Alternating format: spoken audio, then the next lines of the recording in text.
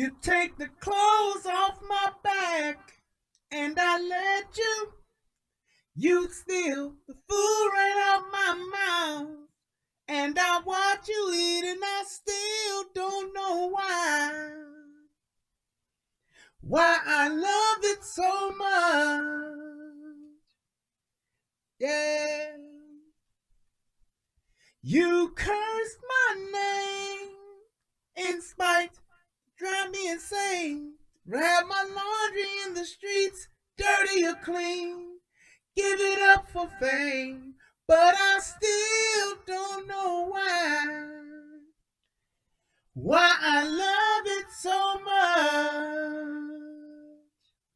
Yeah. And baby, it's amazing I'm in this maze with you. I just can't crack your code. One day you're screaming you love me, love. The next day you're so cold. One day you're here, one day you're there. One day you care, you're so unfair. Sipping from the cup till it runneth over. Holy Grail. Y'all looking for me? Yeah, buddy. I'm back. Y'all looking for me? Well, you ain't gotta look no motherfucking further, cause here I is. Hey! That's right. Hit you with that Holy Grail. I'm back. It's been a while, but hey, it's on.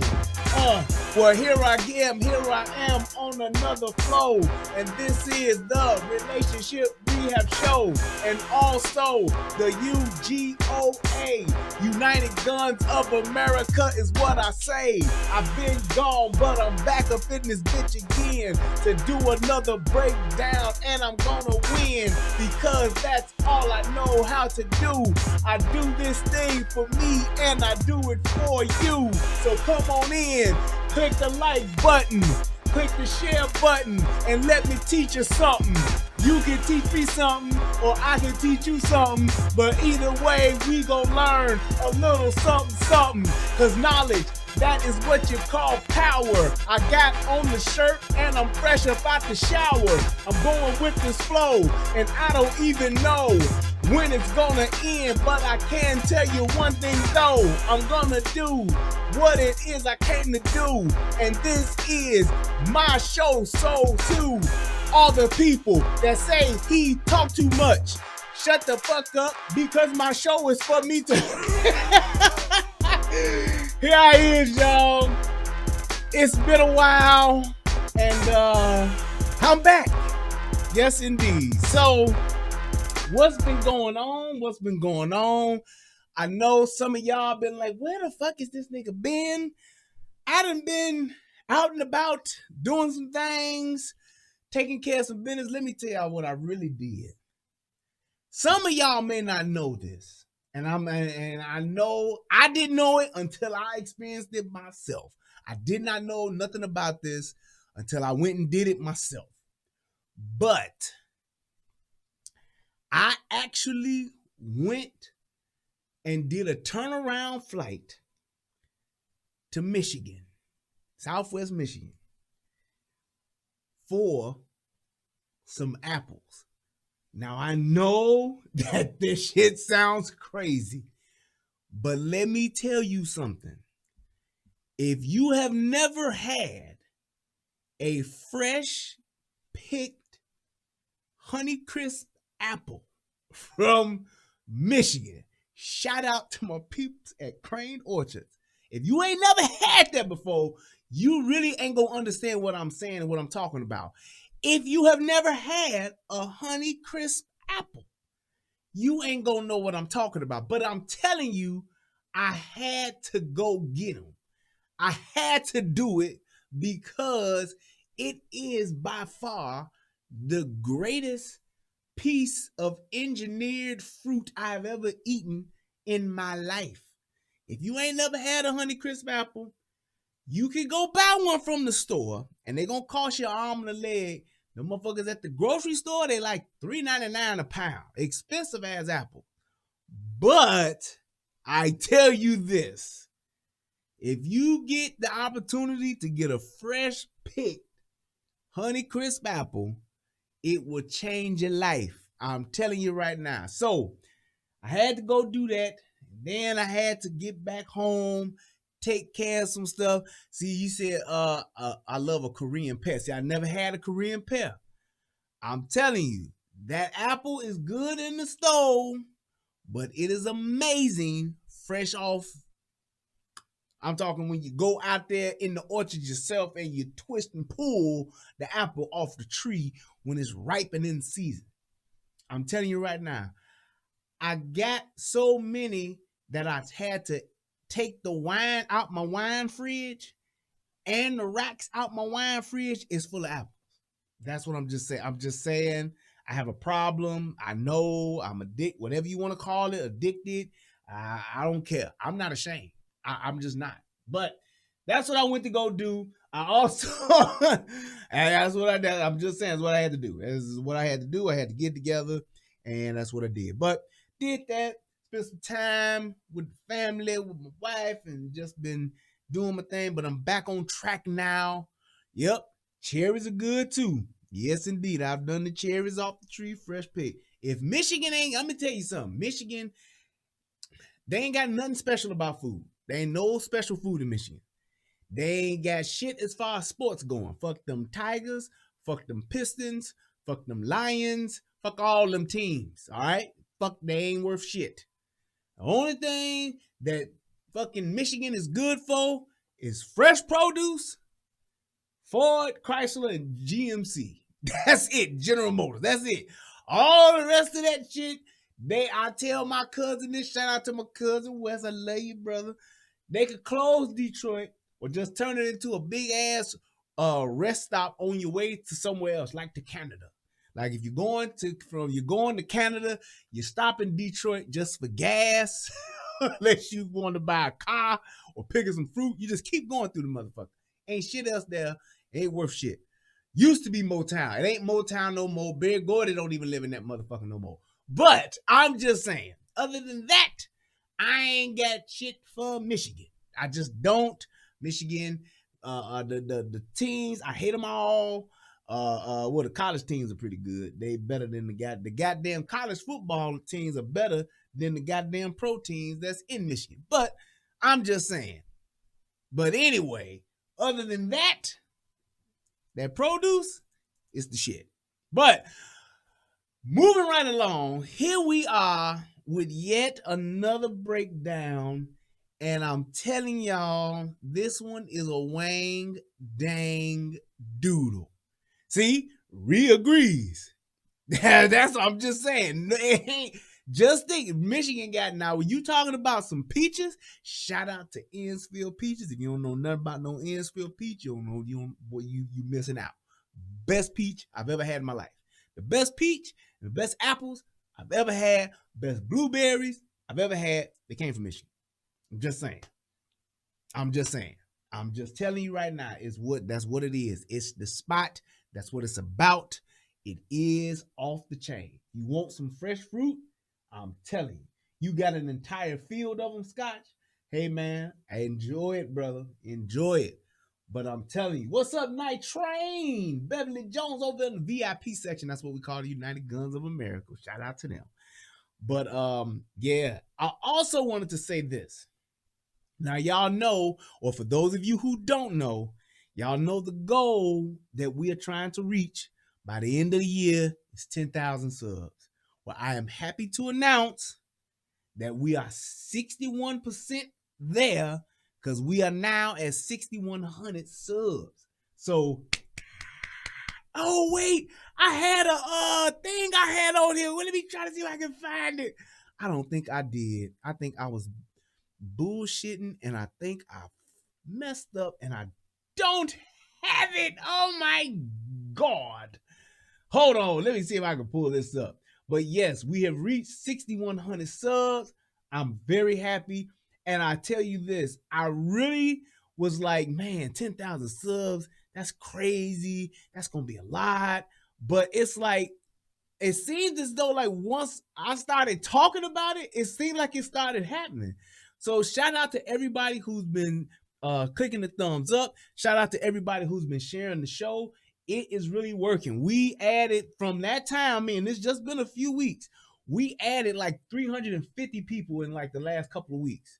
And I ain't even been like going hard like I'm about to now because I'm like settled back in and all of the shit that I've been having to do, I'm good now. So it's like, man, I'm really gonna be able to start cranking out some shows and really start creating more content, content more on a consistent basis. So I'm definitely happy about that. But yeah, I must admit, we have been doing good. So I'm very happy about that. I appreciate everybody who has been on the team and helping out and getting stuff together. But we have officially made some good strides in these past couple of weeks. And man, I have nothing to say but thank you. I appreciate it. We done made some good progress finally. So I want to get to 10,000 subs before the end of the year, and we are definitely on our way. Yeah, and I had like this new thing that well, not new thing, but I had this whatchamacallit on here for that. I don't know what the hell I did with it. Oh, wait a minute. I think I put it right here. Hold up. Yeah. But either way, let me go ahead and just say that. So thank you to everybody who's helped with that. And let's continue to do that. Let's continue to grow the channel. Let's go ahead and let's get big. That's all I'm saying. Let's get big. Ain't no reason for us not to. God damn it. We to everybody in Soto Nation, to everybody that's watching, all my friends, family, people that know, people that don't know, everybody in United Guns of America supporting that channel, we gonna grow these damn things. Why not? You know what I'm saying? If everybody else can grow a channel, damn it, why can't I? So I'm looking forward to that to see where we're going and how it's going to progress. But I'm really excited about that. Let me go here because I thought that I had this thing and I know I'm not crazy. And it was like a thing I said I wanted to have it because every time I said I go live, every time I talk about it, I'm going to make sure I talk about the subs. And then I said I was going to play this really cool like little thing, but I can't find it. Oh my God. I'm just so hurt. I'm so hurt. I'm so hurt. There it is. There it is. I knew I was going to find it. Yeah. There we go. Hey, that's what we're going to do every time. Not that. Yeah, man. We're going to get it cracking every time. Not that. That's the loudest hell. Yeah, buddy. So every time we get some subs and we get like 6,500, then we get to 70,000 and 7,500. That's what we're gonna do. We're gonna play the applause. We're gonna clap it up and all that good stuff. So let me go ahead and put that up there because that's where that needs to go. And then we're going to put it up there like that there so nobody really pay attention to it. But when I want to play it, I can just click on it and go. Hey, we reached 6,100 subs, guys. Thank y'all so much. Huh? There we go. There it is. That's how we do it. All right, look. So let's go. Without further ado, let's get the show started.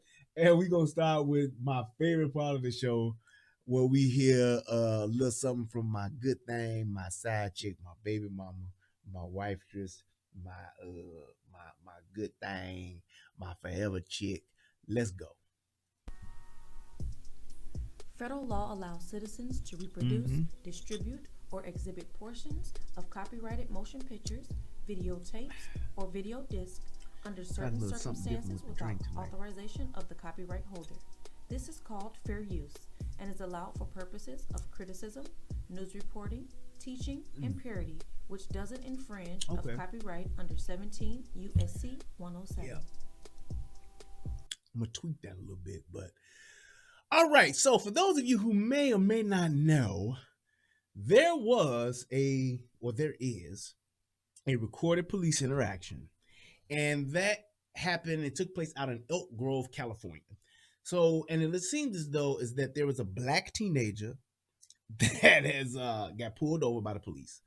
And I guess the interaction kind of went sideways, and the mama and the daddy of this young boy came outside, and shit, in my opinion, got out of hand. And Tommy actually did this earlier today, and he was asking the question about it, and he was like, in my opinion, what I said was, I believe shit went out of hand because the police officer was not in control. And it's one of those things to where, and shout out to all my law enforcement officers. Thank you guys for your service. It's a thing about this. Police officers need to realize this. You are in a position of authority as a trained professional. And yes, you are in a public service position, but you still need to realize this. You are the officer. You are in the position of authority. And because of that, there are certain things that you need to do to make sure that things do not get out of control. I know in today's world, in today's time, with all of this BS that's been going on with protesting and everybody's going after police officers, if you putting on that badge and that gun, and you ain't retired or walked off the job, you putting on that badge and gun every day, it is your job, it's your duty, it is your responsibility to do your job.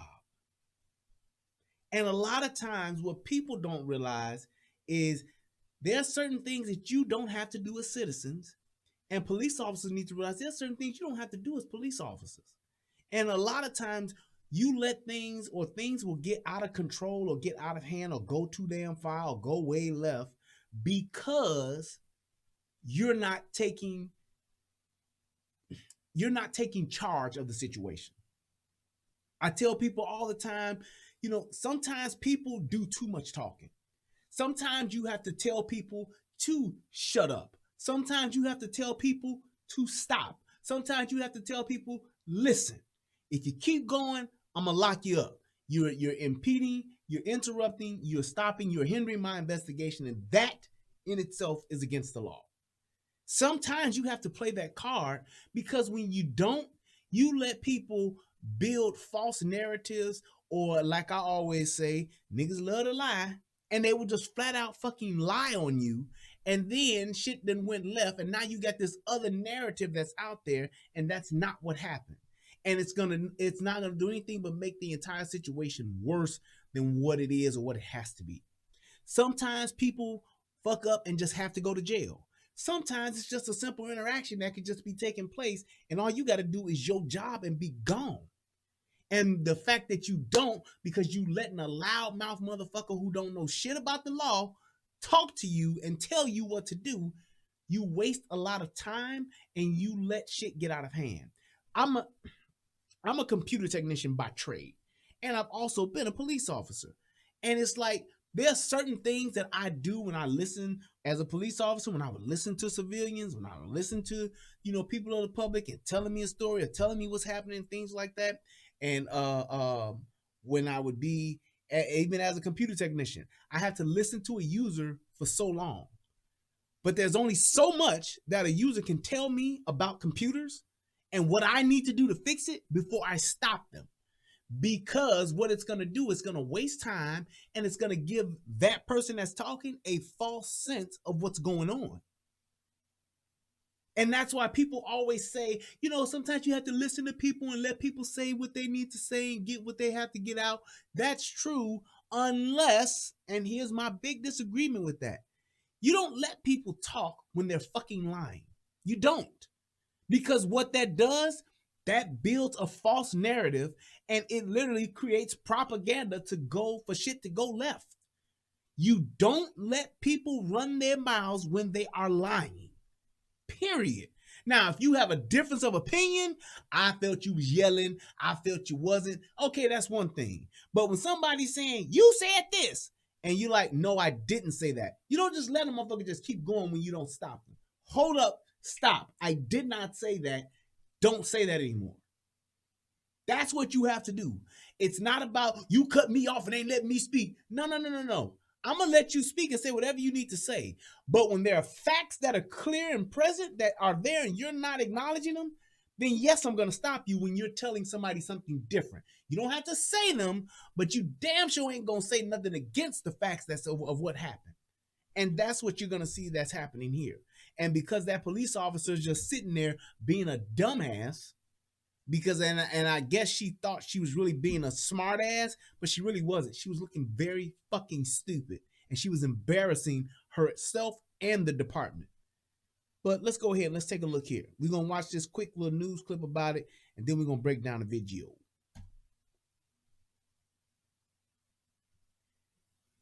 Yeah, that usually works better when there's some sound. There we go. Yeah, well, despite racial profiling allegations, law enforcement experts. Hey, you know what I just noticed about this? You see this lady here, and you see the mask that she has on. I swear it seems like every woman to me looks like a Mortal Kombat fighter. You know how all of the women on Mortal Kombat, they all wear fucking masks pretty much. It seems like every woman that is that is on TV or that I see in person, it's like I'm thinking, I'm just waiting to hear the next thing is like, fight. If I see a woman just standing there doing this one day, I'm like, this bitch about to do some Mortal Kombat on somebody. Just think about it. Google a picture of any of the ladies of Mortal Kombat and look at them now. When you see them here, it's like, these motherfuckers look like Mortal Kombat players, like they Mortal Kombat fighters. All of them do. It's like they all wear this style mask. I don't know why, but it's like they all got that. Like, what is the lady in the blue? Is it Katana? Yeah, I think it's Katana. Yeah, it's Katana. It's like everybody's Katana. They got that whole garb on. The only thing they missing are like the fans. But it's like, Jesus, all of them look like they Mortal Kombat players. Experts I talked to today say, yeah, well, despite racial profiling allegations, law enforcement experts I talked to today say the officers seen in this video now gaining national attention did nothing wrong. They say she remained calm, she followed standard protocol, and social media has helped blow this case way out of proportion. Do you understand how violent you're being right now? I'm being violent? This is our first look. And look at here's my thing too. Ain't black, I gotta say this. I'm gonna say it because damn it needs to be said. This is somebody's mother. This is also somebody's wife. And even though she's a mother and a wife, and regardless of what she may have gone through, there is absolutely no excuse whatsoever for a grown-ass adult female to come outside dressed like this. I don't give a fuck how hot it is. I don't give a fuck what she was doing before. This is ridiculous. Just the way that, and I don't understand why we the only ones that do this shit. We're the only ones that do this shit. Oh shit, the chat is messed up. What the hell? Thanks, man. I'm just looking at shit and let me see if that'll fix it. There we go. Thanks, Sylvester. But it's like, just look at how she's dressed. Oh, shout out to Ray Bond with the super chat. I appreciate it. Congrats, Mr. and Mrs. on the new little one. 10,000K. I said 10,000K. 10K coming soon. Yes, we on the road to 10,000 subs. But it's like, when you look at what she's wearing, why would you wear that? Not saying in the house, because you wear what the hell this is America, Jack. Wear whatever the fuck you want in your home.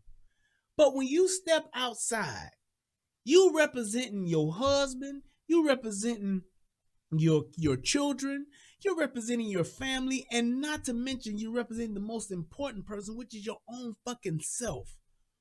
Why would you come out dressed like this? This shit is ridiculous. And we the only ones that do this shit. This fucking bonnet bullshit. Bitches in bonnets. Bitches in bonnets.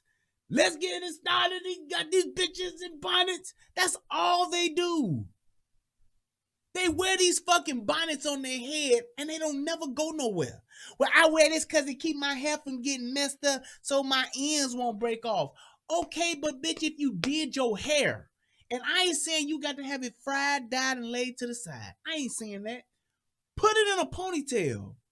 Or put it in one of them little things that my wife wear them all the time. What are them things called? I be calling it the little doorknob.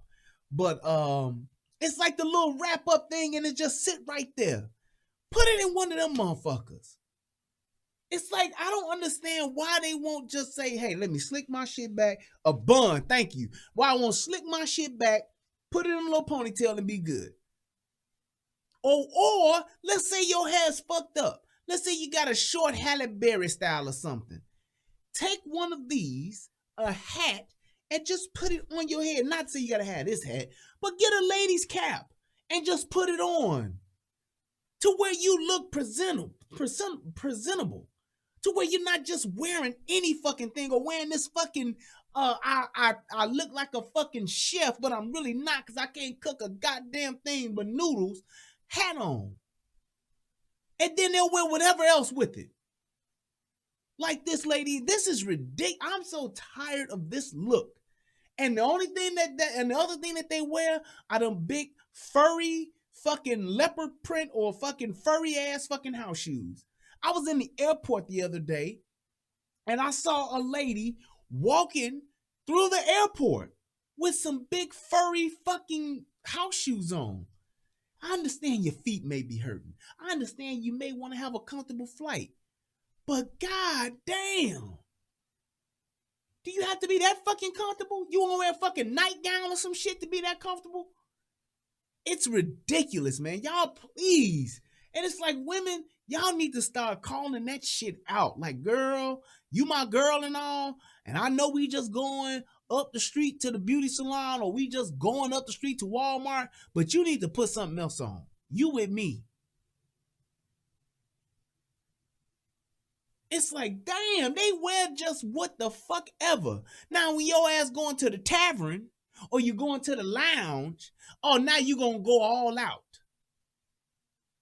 But you won't even be halfway decent going to the grocery store, going to the liquor store, going to the corner store, going to the Quickie Mart.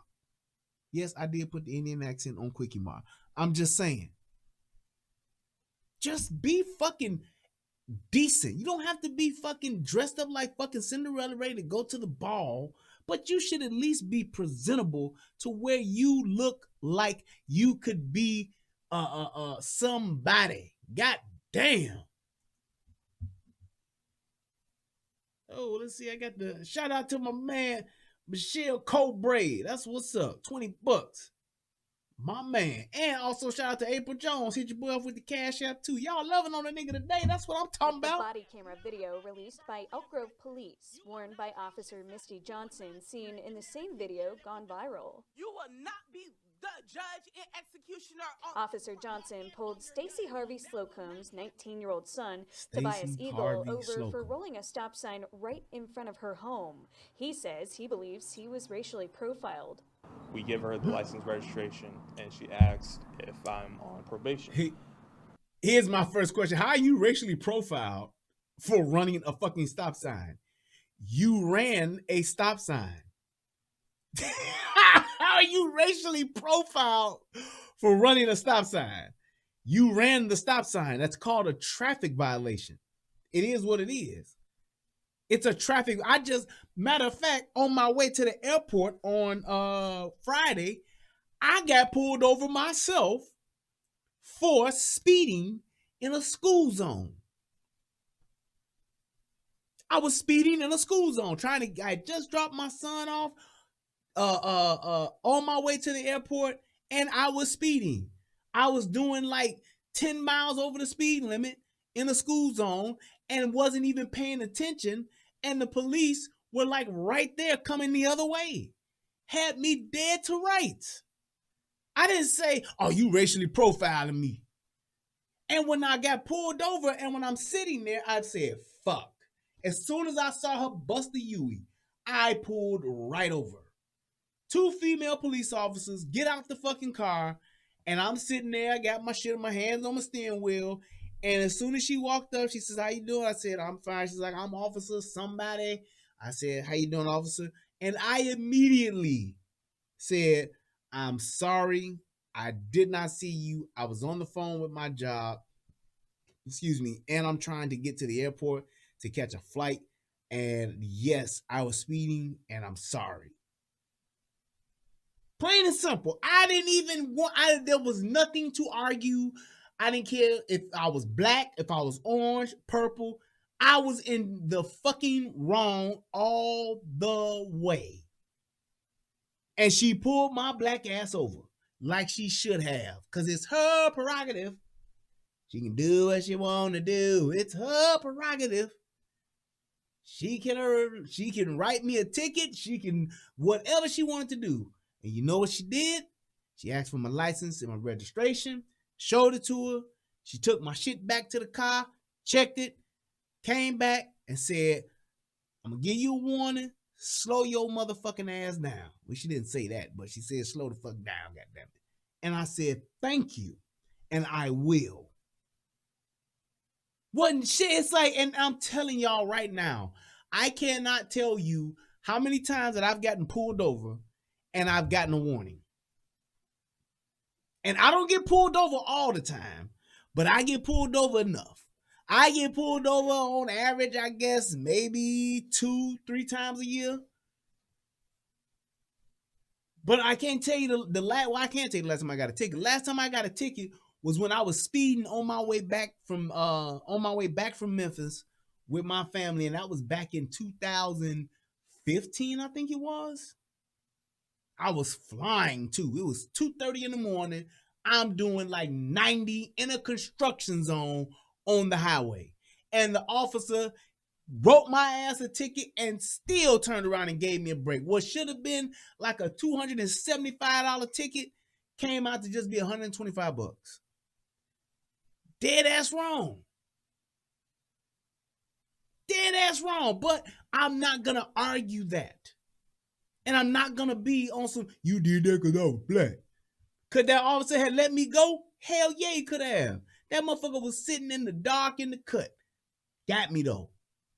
I'm like, no. Eagle says he felt like the officer was being aggressive. I'm trying not to talk. I'm not trying to move because the police officer has her hand on her gun. But a national and state police practices expert, Ed Obayashi, a Plumas County deputy sheriff, said he believes this officer did nothing wrong. Ed Obayashi. So let me show you something. Move because the police officer has her hand on her gun. But a national. So you see this? You see how that officer is standing? People get the misconception of that officer saying they got their hand on their gun. No. It is a natural reflex or habit that a lot of officers develop, including myself. I did it all the time, to where you rest your hand on the top part of your holster. It's a weird thing, but that's just how you stand. Some people, I know I did it all the time.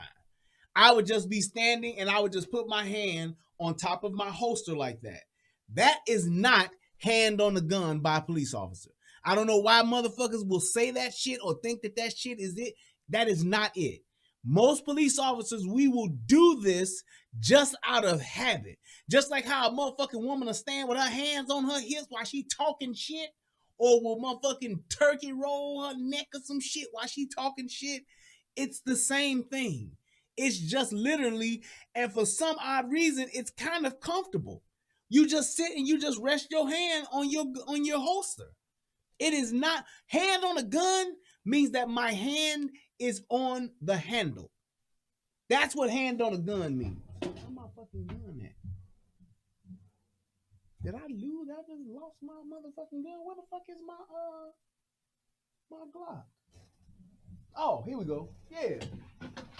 Prime example. This is a thigh holster though. But this is a thigh holster. But there are a lot of holsters that are like this. And you can just rest your hand on this part. It just rests. It just sits like that. And if this, and because there are holsters that are similar to this, this is a level 2, but there are holsters that are like this where you just rest your hand on top of it. But with a duty holster like she has on, and like mine is over there, but with that duty holster, it's even bigger than this. Especially because I got the Safari Land, and it's the braided one, the not the braided one, It's the Safariland basket weave. So it's a bulkier holster, but you rest your hand on it just because it's on your hip, and you'll just sit there like that while people are talking. You'll be leaning up against the car. You just put your hand on. It's a natural thing. When you're walking, you're just walking and you just have your hand on top of that holster. It is a natural thing.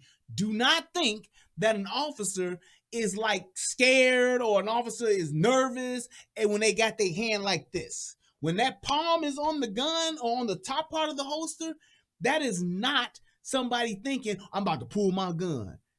Here's how you know when an officer is thinking, hey, I'm gonna have to pull my gun on this motherfucker. When they put their hand on the fucking butt of the gun, when it is on this part of the gun, now you're talking about that officer has their hand on their gun. You'll usually see a finger down like that on the side, or the hand could be like this. But if my hand is not here, my hand is not on my gun. I can have it here. I can have it while I'm sitting like that. I can have it resting. As long as I'm not here, my hand ain't on my gun. This means my hand is on my gun. That means I'm resting my hand. Literally, I promise you, that's what it is.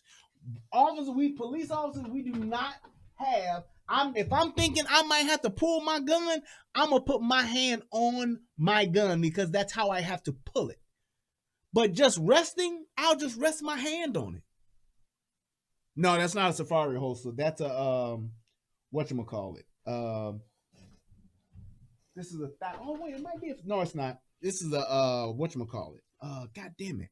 The Serpa. This is the Black Hawk holster. Black Hawk thigh holster. Yeah, that's my Black Hawk thigh holster.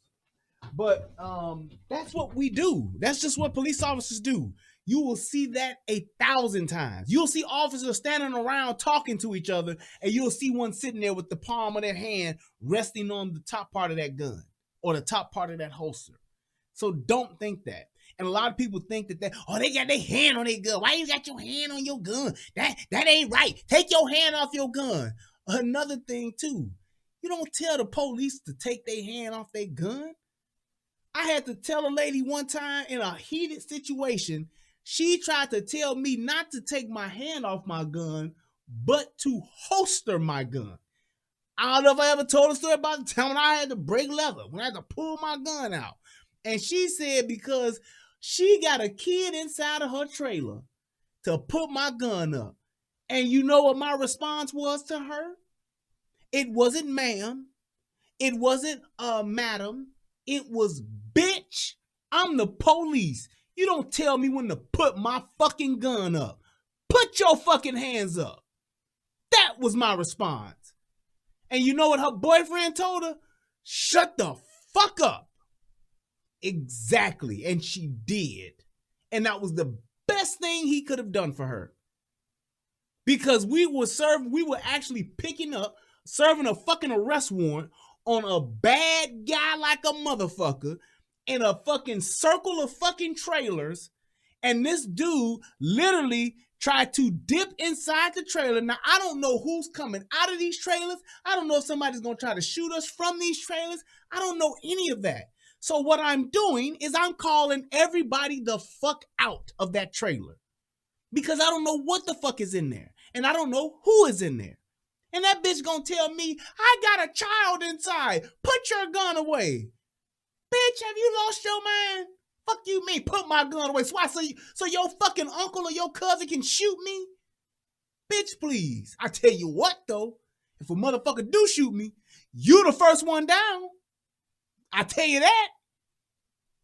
Shit's ridiculous. People think they can tell the police what the fuck to do. That ain't how this shit go. And that's what the fuck I couldn't believe. It's like people always just, I understand that you don't know the law, but the fact that you don't know the law, that's not a fucking excuse.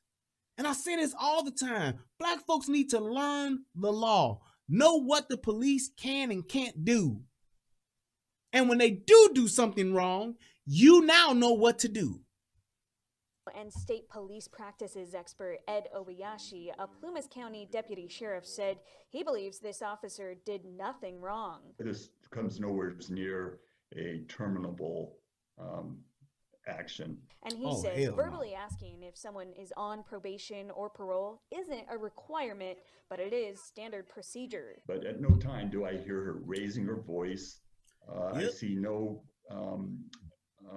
actions on her part, aggressive actions. that She is bitch. basically what any officer would be taught to do in those No bra circumstances. And we're on, hearing nothing. of other interactions But she with Facebook this same Live. officer. You're a nice cop, right? I try. You seem like you're a very nice cop. That paint a completely different picture. I feel like I'm guilty for getting treated like that, and next thing you know, you see the same exact cop with the same exact stop sign for the same exact ticket, but with a whole different scenario. You know, I was probably in and out for like 2 minutes.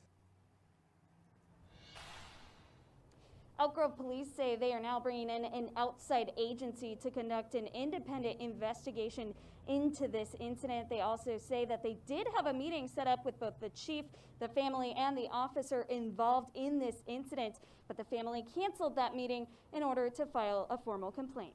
Back to you. Lena, thank you. Live in Elk Grove for us tonight. Alrighty. Of course, we'll keep you updated on this story.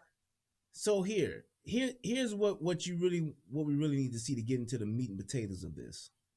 So this kid had a traffic violation and got pulled over. That's what happened. Now within that, this police officer asked if this person was on parole.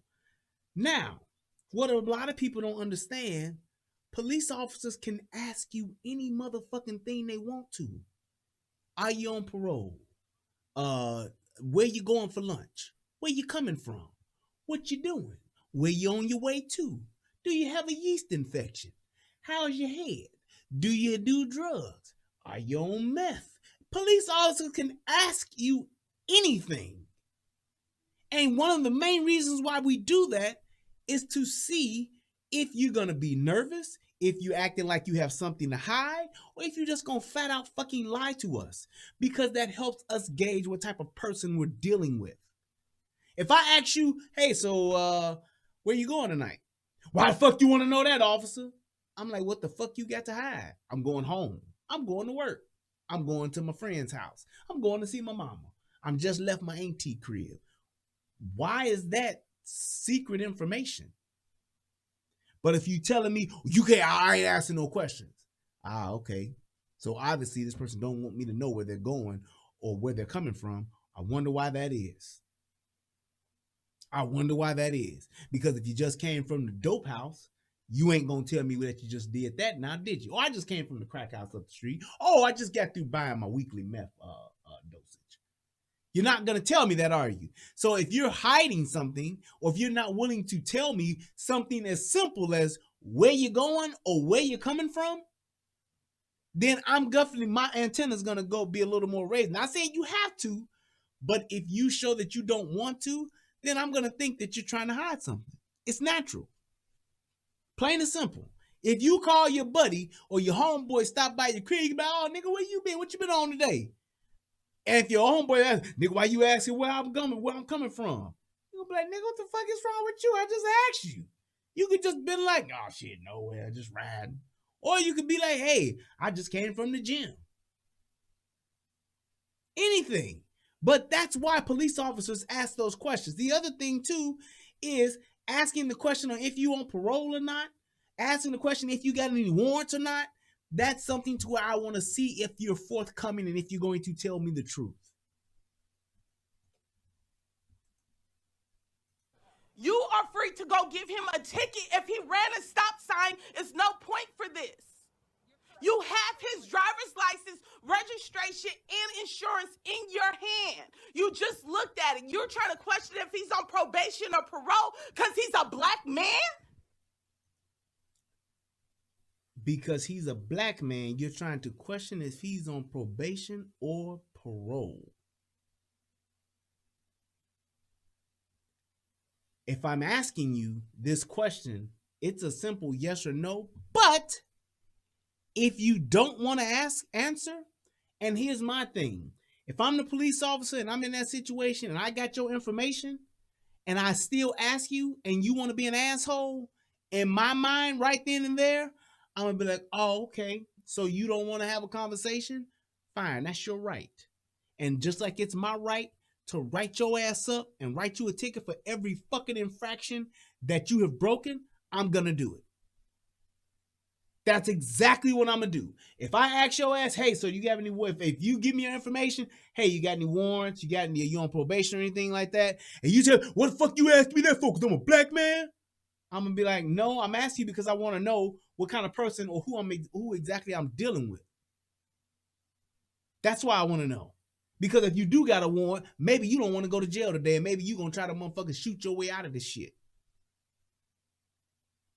Maybe if you do have a warrant and you lie to me, or you don't want to tell me, maybe now I'll be a little bit more on edge and be a little bit more expecting of some fuck shit to happen. Because when that shit happened, don't nobody say nothing then. When the officer walks up to the car door and says, good afternoon, how you doing? And then the motherfucker turns around and just starts shooting. When you see that video, y'all don't say shit then, do you?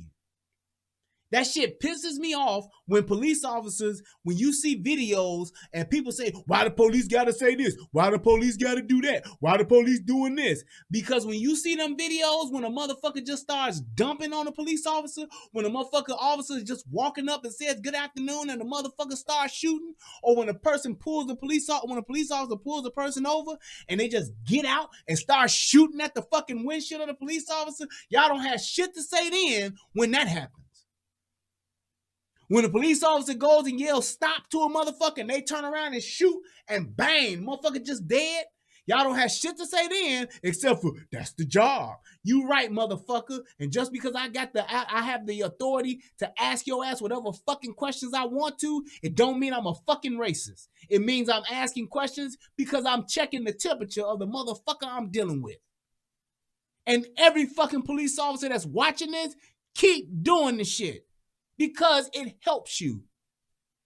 If a motherfucker starts stuttering and stammering, that means that motherfucker either got a speech impediment or he on some fuck shit.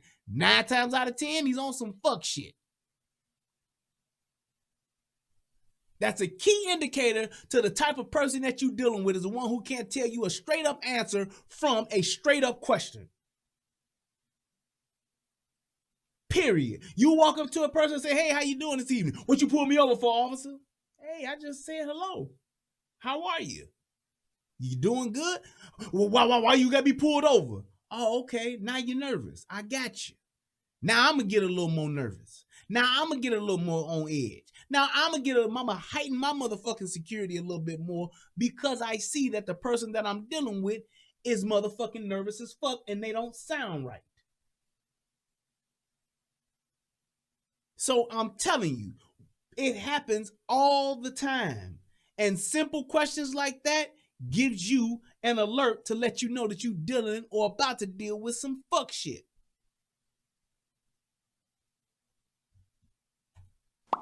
You are now watching an ASD Docs investigation. On September 13th. The fuck is this shit? My son will not be your next hashtag. As he makes his way there, he is being followed by Elk Grove police officer, Misty Johnson. Our house in the middle. What the fuck? Oh, this is that other video. God damn it. Tobias's mother, Stacy, would interject and advise her son to not get back into his vehicle and remain standing on their property line.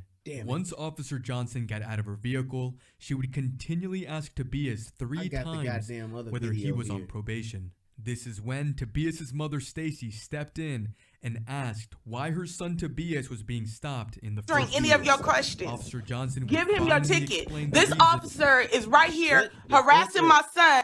There we go. This is the other video here. Yeah, I saw that one because that had like some type of interview on it, but I wanted to go over the actual video first because I know I've seen that myself.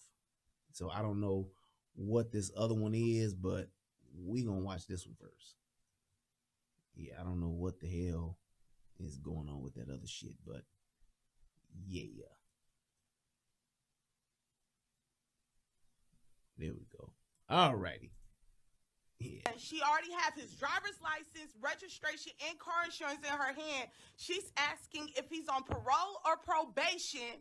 And he has to answer her. He said, no, he's not on parole or probation. I said, go give him the ticket, and she will not. She's just standing there. What are you waiting for, ma'am? For what? For a traffic violation?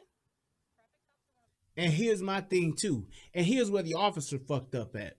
Number one, you pulled this kid over for a traffic stop. And actually, this kid is grown in the motherfucker. This kid is like 19, 20 years old. But you pull him over for a traffic stop. Why would you argue or antagonize or go back and forth with obviously a loudmouth bitch? Why would you do that when you could have just said, I got this information. The person said they're not on parole, they're not on probation. Let me write this motherfucker his ticket. And if there's anything else that he done did, if he ain't got on a seatbelt or whatever the fuck else I can write him a ticket for, I'm going to give it to him. And just write the ticket. It's for a fucking stop sign. He ain't got no fucking warrants. He ain't got no fucking record. Write the ticket and move the fuck on. As opposed to standing here with this bitch, because this ain't going, my thing with this is, it ain't getting you nowhere. You ain't dealing with nothing but a loudmouth bitch. And I don't understand why as a police officer that you want to do that. And the only thing that it comes down to is just that you wanted to be or try to be a bigger bitch than she was by holding up this whole fucking transaction. Move the fuck on. Tell her to shut the fuck up or you're impeding my investigation. This kid is not a minor. He's an adult. You have nothing to do with this interaction. Nothing. I don't give a fuck if that's your son and you just gave birth to him. He's 19 years old. He's grown. I'm going to write him his ticket. Leave us the fuck alone and let me finish my fucking my traffic stop. That's it. And the fact that she sat there she really looked like a dumbass letting her fucking run her mouth. Why? Okay, but you're making this dangerous. You're escalating it. Go give my son his ticket. And we will take care of this in court. You will not be the judge and executioner on this property right here. You will not. And here's my thing. You will not be the judge and executioner with my son on this thing here. How does it get to that? How does it get to that? I tell you how it gets to that. By you being a fucking loudmouth yelling for no fucking reason. Yelling for no fucking reason. And here's my thing too. If you're in a position or in a situation where you feel as though an officer is not doing their job or they're holding you up or they're doing some fuck shit like she's doing, you can't make this bitch do nothing. Instead of being on fucking Facebook Live, why don't you get your dumb ass on fucking 911 and call dispatch and ask for a fucking supervisor? Or ask her to call a supervisor. And you know what you could have said? If you really wanted to be a real bitch, you could have been like, well, look here, bitch. Since you gonna stand here and waste my son time and waste my time, call your fucking supervisor right now. That's what the fuck you could have said. And if that bitch would have been like, I'm not calling anybody, or nope, I'm not, then you could have got on fucking 911 and be like, I need a supervisor over here. My son is being stopped, and this police officer is being very unprofessional and is wasting all of our time. Because she wants to try to prove a point by being a bitch. That's what you could have said, and it would have been true, and you would have been right. Because that's exactly what she's doing. She's fucking with you, and she's fucking with you because you're fucking with her. And here's where she's wrong. Because she's in a position of authority, bitch, you ain't got to deal with her. So why deal with her? It's not like this kid is a minor. That kid is a grown-ass man. Why the fuck are you even acknowledging and giving this bitch airtime? You should have just let her fucking run her mouth unless she's impeding your investigation or she's fucking up your investigation. Then I'd have told her, bitch, move the fuck back and shut the fuck up before I lock you up. And this shit does go left and you gonna be the hashtag. Go get my son his ticket. You have his ID. Go get my son his Run ticket. his ID and see if he's on probation or parole. And that's like the third time she done said this shit and this officer ain't budge. So obviously she's not following your fucking instructions. So why not call her supervisor? because he's the only motherfucker who can make her do what the fuck you want her to do. But niggas don't know the law. Niggas don't know how to interact with police. They don't. That's why she's speaking for her son now, and she's doing a piss poor job. So you know her son don't know shit, because she don't know shit. Not this child. Then go do your job. Why are you standing there? Why are you holding on to your gun? Why? You see how she showed her? Bitch, I'm not holding on to my gun. I'm resting my palm. And matter of fact, it's my fucking gun. I can do what the fuck I want to do.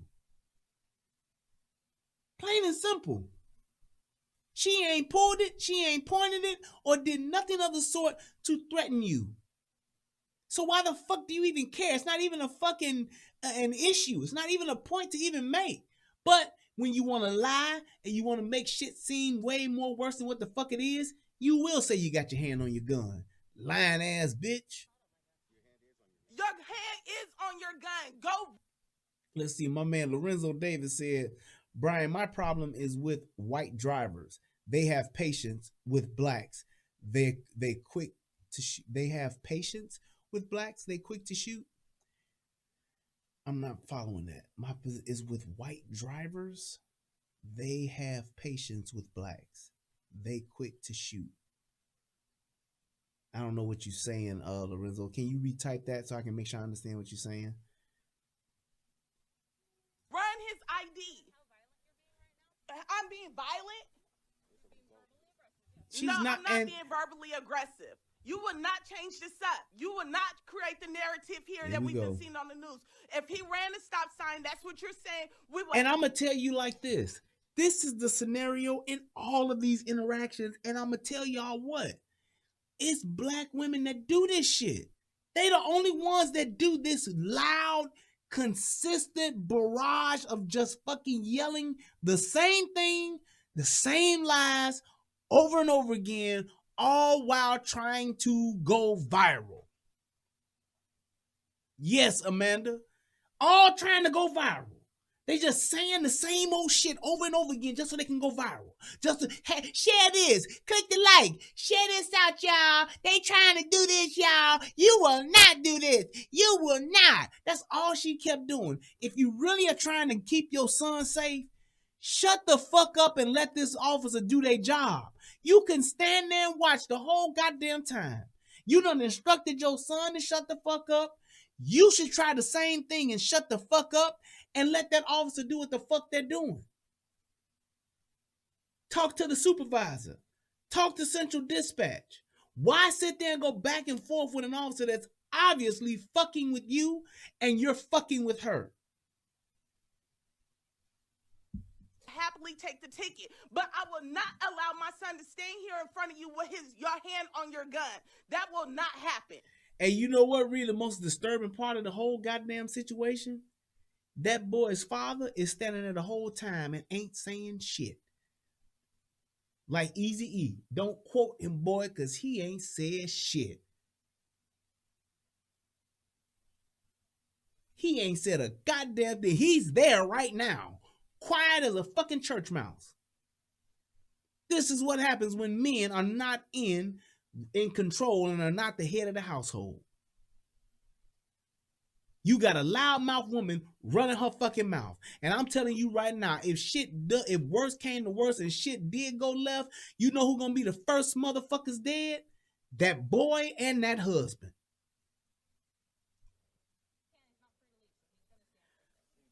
He's not leaving. He's standing right here. My son is not leaving. No, he's standing on our property line. We own this house. He's standing on our property line. You say he ran a stop sign, right? Go give him the ticket, and then you can leave in due time. You guys, she done called for backup and everything. Y'all share this video. Now she calling for backup. Come deal with these niggas. Because my son will not be the next hashtag. And what the fuck does that mean? My son will not be the next hashtag. He ain't got no warrants. He ain't got shit going on. He's literally just standing there. So if you don't want your son to be the next hashtag, Why don't you try a warm glass of shut the hell up for once? But you can't do that. You can't shut the hell up when you're trying to go viral. You can't shut the hell up when you're on Facebook Live. Your fans want to hear you talk. Not gonna happen.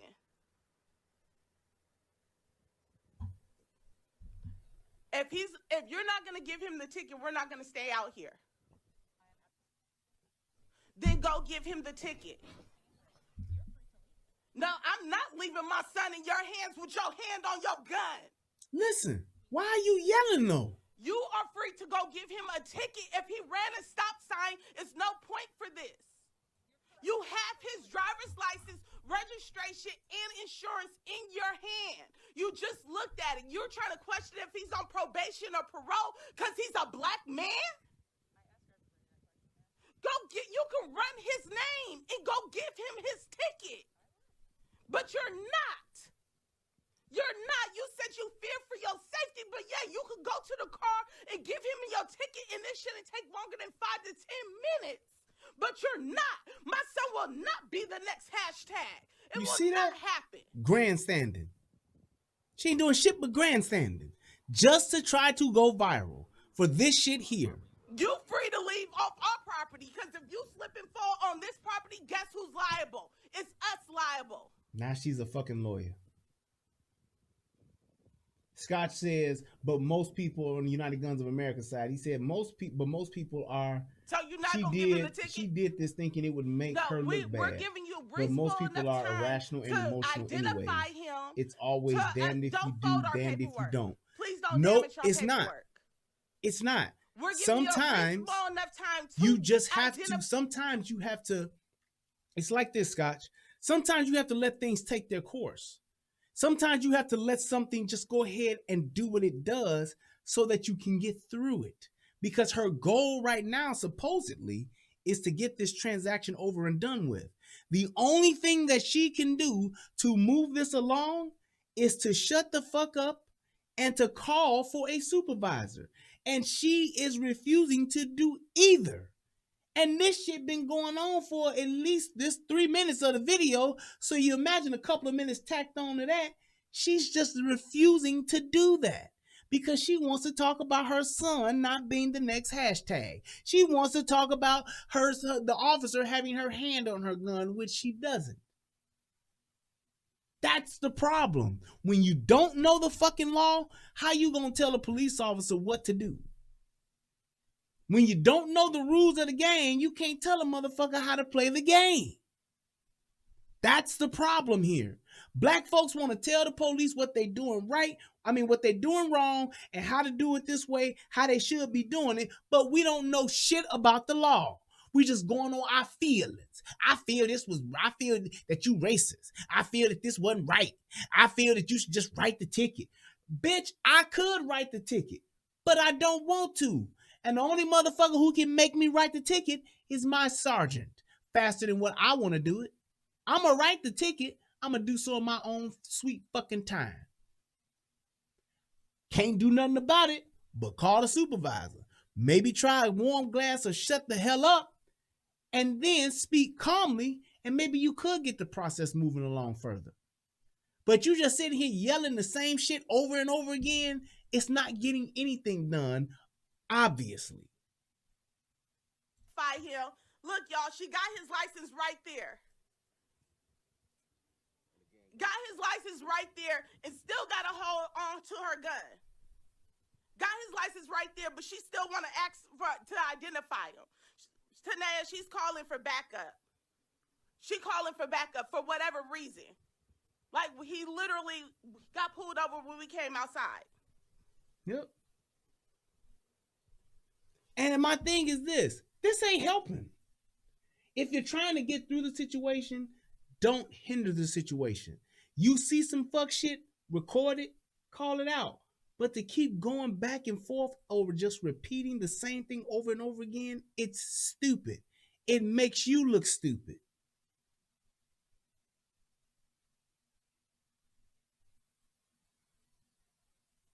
He said, Eric B says, Brian, you're not going to talk about how the officer treated the white kid. She didn't ask him if he was on parole or probation. No, she didn't. And did you see the white kid mama and daddy outside? Did you see that? No, you didn't. Did you see the white kid mama yelling and screaming, talking about he not gonna be the next hashtag? No, you didn't. And I'm telling you like this, that white kid got treated differently because he knows how to interact with the police. The only reason why this bitch is going through this shit is, number one, this officer is being a bitch. I'm telling you that right now. She's being unnecessary. She's being extra like a woman would be. She's like a fucking woman scorned. She's being an asshole on purpose. And what I'm telling you is this. You being an asshole as well, it don't do nothing but keep a lot of shit going. If she wanted to be done with this, if she felt he was being discriminated against, if she felt that he was being mistreated, then all you gotta do is say, call your supervisor. I'm lodging a complaint, bitch. That's it. You arguing and trying to hold court with her ain't doing shit for you. You trying to hold court on Facebook, it ain't doing shit for you because she's well within the law to do what she's doing. She said she's fearing for her life because you're yelling like a fucking animal and I want backup. I'm not going to proceed until I get backup. She's well within her right to do that. She didn't feel safe. Maybe if the bitch wasn't yelling, maybe if the bitch wasn't talking about you not gonna make it in the next hashtag, maybe she would have just been like, you know what, fuck this, let me get out of here. Let me write this kid his ticket and I'm done. But no, she picked the right officer and they got the right bitch at the right time on the right day. And now she's sitting there saying, in her mind, I'm gonna be just as much, if not even a bigger bitch than you're being. How long do you plan on just sitting here staring? See? When you could go give him the ticket. See? No, you probably wouldn't because I heard you on the radio yelling at him. I heard you on the radio yelling and screaming. That's why we stepped outside. And let me tell you something. When you know how to deal with the police, I can tell you, let me tell you a story. My brother got pulled over by the police. This was back in the fucking 90s. But he got pulled over by the police. Okay? And he got pulled over by the police. He was driving a Camaro Z28. Right? It's like a 94 Camaro Z28. He's driving this Camaro, speeding, got pulled over. Police officer pulls him over, writes him a ticket, or is in the process of writing his ticket, and begins to lecture my brother about speeding. And my brother stops the police officer and says, look here, man, if you're going to write me a ticket, then write my ticket. But I'm not going to sit here and let you lecture me or listen to you lecture me on speeding. I'm not listening to that. Write my ticket and let me go. And that was it. And you know what the police officer did? Wrote the ticket and let him go. He wasn't yelling. He wasn't saying he not about to be the next hashtag. My mama wasn't out there. My daddy wasn't out there. Nobody came out there and Facebook lived it. Nobody came out there or MySpace lived it. Whatever the fuck, VHS recorder. Nobody came out and did any of that. Because it wasn't about that. My brother said, hey, look, man, I understand that I was speeding and you writing my ticket, but you're not going to lecture me. Write my ticket and let me go. Or let me go. Plain and simple. And that's it. And that's what that, and I'm going to tell you like this. That's what her son should have been saying. Not her, not his mama. His son, her son should have been saying that. You on parole, you have my information, officer. Write my ticket or let me go. Well, I'm just asking if you don't, I hear what you asking me, officer. Write my ticket or let me go. You got everything that I'm supposed to give you, that I'm bound to give you by law. I'm submitting to your authority, but I'm not going to sit here and have a conversation with you. Write my ticket or let me go. That's what your son should be saying. as opposed to his mama coming in, yelling and screaming and lying about everything that's going on because she wants the fame. I heard you. I My heard son you. will not be victim to you guys. I'm sorry. It will not happen ever on my watch. Ever. Tell you what is gonna happen on your watch. Your son gonna get a nice fat ass ticket. Go give him the ticket. And look, you got 5 minutes. Yeah, Bolo, she never stops, dude. She never stops. The whole time. She ain't doing shit but yelling, lying, and talking about Facebook. To go give him the ticket or else we're going inside. No, if you're not gonna identify him, give him the ticket, we're gonna go inside. The son, CC Rose, the son is 19. He's not leaving. This is all ours. This is all our property. He is not leaving. No, because he's at home. He's not leaving. You are the one that's gonna leave. Look, you blocking traffic. You parked right in the middle of the intersection. And I tell you one thing, I hate that about officers. Police officers, stop fucking up traffic. There is a safe distance that you should park from a vehicle, and then there's a safe amount of distance that you should be parked to where you're protecting yourself, especially in high traffic areas like on the highway, to where your vehicle is a certain distance and all that shit. But stop just pulling your fucking vehicle up to where you fucking up traffic for everybody else, to where can't nobody get around your fucking car or can barely get around your car. Take the fucking time to pull over another 3 fucking feet or whatever the fuck you need to do to where you're not just fucking totally blocking a goddamn street. I have seen police officers at accident sites. Accident sites that are fucking damn near but all cleaned up. Still got their vehicles blocking the entire street, and you see them running their mouth with their fellow officers. Move your goddamn vehicles. Because other people got other shit to do just like you do. You want to sit and chat it up with motherfucking your fellow brothers and sisters of blue? Fine. Pull your fucking car off to the side of the road so people can get the fuck by and get to where the fuck they need to go. That's some of the most inconsiderate shit that I see police officers do. Pulling over and just leaving your car out in the fucking street because you the police. It's stupid. Then when somebody hit your shit or rub up against or scrape your shit, now your ass is mad. So you want to be a smart ass? Well, why wouldn't I be if you're being a bigger smart ass? Tanea, it's hard to calm down when I got a black son with the cop right here with her hand on her gun. We're in Elk Grove, California, in front of our own house. This is our house. See? She says she's not leaving. He is detained. She thinks he on probation or parole because he's another black man. Why don't you Google who he is? You see how irrational she's speaking? Why don't you Google who he is? Who the fuck is he? I don't give a fuck if he young motherfucking young fucking Dolph or some shit like that. I don't give a fuck. He's getting a ticket. How many police officers Google the motherfucker they got pulled over? It's just some asinine shit. How about you Google him? How about you shut the fuck up? Can you Google that? Right. Talking back and forth with the motherfuckers on live. But you scared for your son. We're not going inside. So are you gonna give him the ticket? How long we been? She's still asking for the same thing. 6 minutes in. Saying the same shit and ain't getting nowhere with it. But what does she do? She keeps going out here now, 10 minutes. Because Jessica, she said he ran a stop sign, but she kept on questioning if he's on probation or parole. Which she's well within her right to do. She refuses to run his information to give him the ticket. So now she's just standing here. She done call for backup.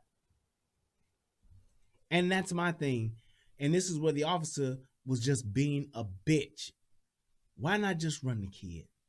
Run the kid, get it over with. It's a fucking stop sign it's a traffic violation for running a stop sign. How the fuck do you have this much time as a police officer to go through this type of shit with somebody over a fucking traffic violation? Stupid. Beyond you stupid. see, this is what I tell you about white people. Don't Now, trust here she them. go. Probably calling, she probably scared.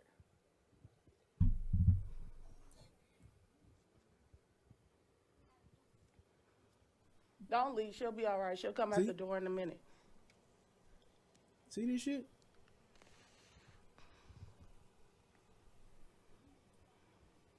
And she's just standing there the whole time. Ain't said shit. And the biggest thing, another thing too, I think somebody posted it in the chat earlier. But what do you think is gonna happen the next time he get pulled over and his mama ain't there? What you think he gonna do? Pull out his phone? Seen nothing like this, and I feel so stupid because Facebook I'm Live? always the one. She ain't gonna take her eyeglasses off. She's scared to take her hand off her gun. No, he looked like he on probation or parole because he a fucking black man. And my husband is recording it. And look at that. We all out here. Ain't saying shit. Sorry, y'all. My baby in the house and she's scared. Exactly. Why your baby in the house? Brookie, stop calling me. Kids is watching this shit, terrified to the point to obviously where she calling because her mama outside screaming and yelling. They think terrified they gonna kill to where my she baby. calling because she thinking something's wrong. Not gonna happen. Oh, right. Over alleged ran a stop sign right there and she pulled him over and he was pulling in the driveway.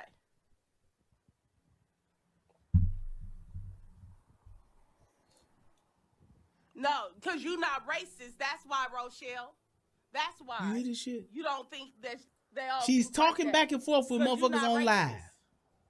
So But she's scared for her son becoming the next hashtag. This officer is holding us up. We in front of our house right here, in front of our house, pulled over my black son, yelling, "Are you on probation or parole?" He ran a stop sign, but yet she is refusing to give him a ticket, but he is detained, and she's just standing there.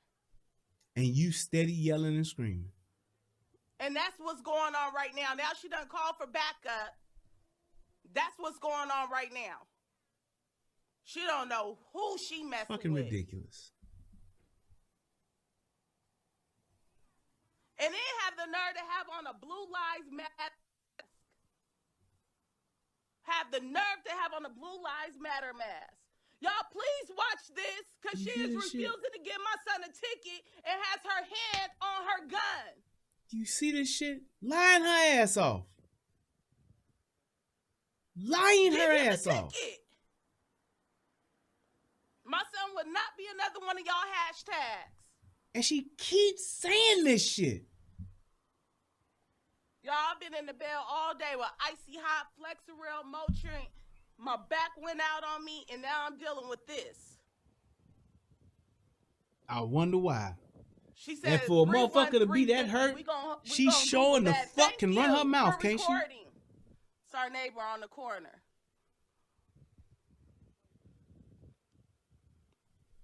She surely can run her mouth. She said he ran the stop sign, but she won't give him the ticket because she thinks he's on probation or parole, but she won't run his license.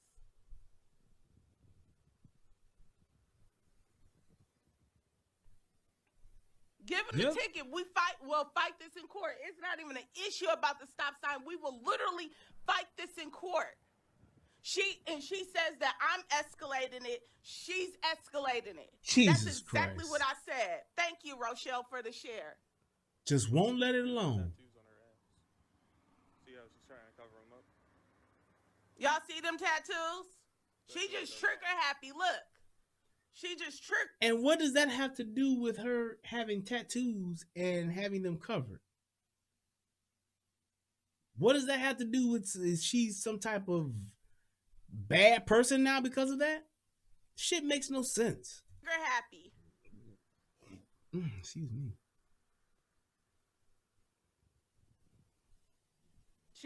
She real trigger happy. Shit's ridiculous. Let me see if I can fast forward a little bit. That's the stop sign. But she feels like her life, Joe. Saying the same shit. With her Blue Lives Matter mask on. My question is, why does she keep on blinking?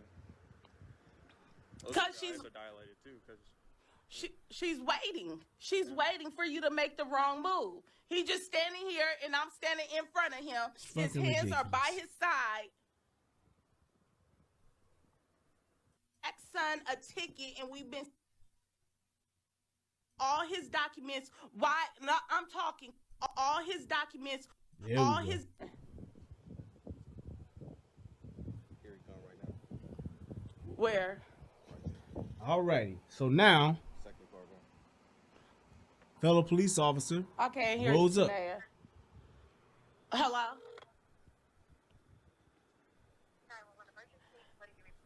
Hi, I'm reporting a cop harassing us. We're at our residence, and she is holding us hostage right now, and we are in fear for our lives right now.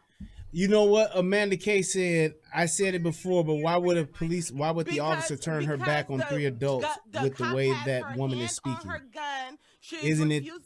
Isn't the best thing to do is to just wait for backup? No, because the thing is this. Number one, she don't have to turn her back. She can just back away by keeping her eyes forward and on them.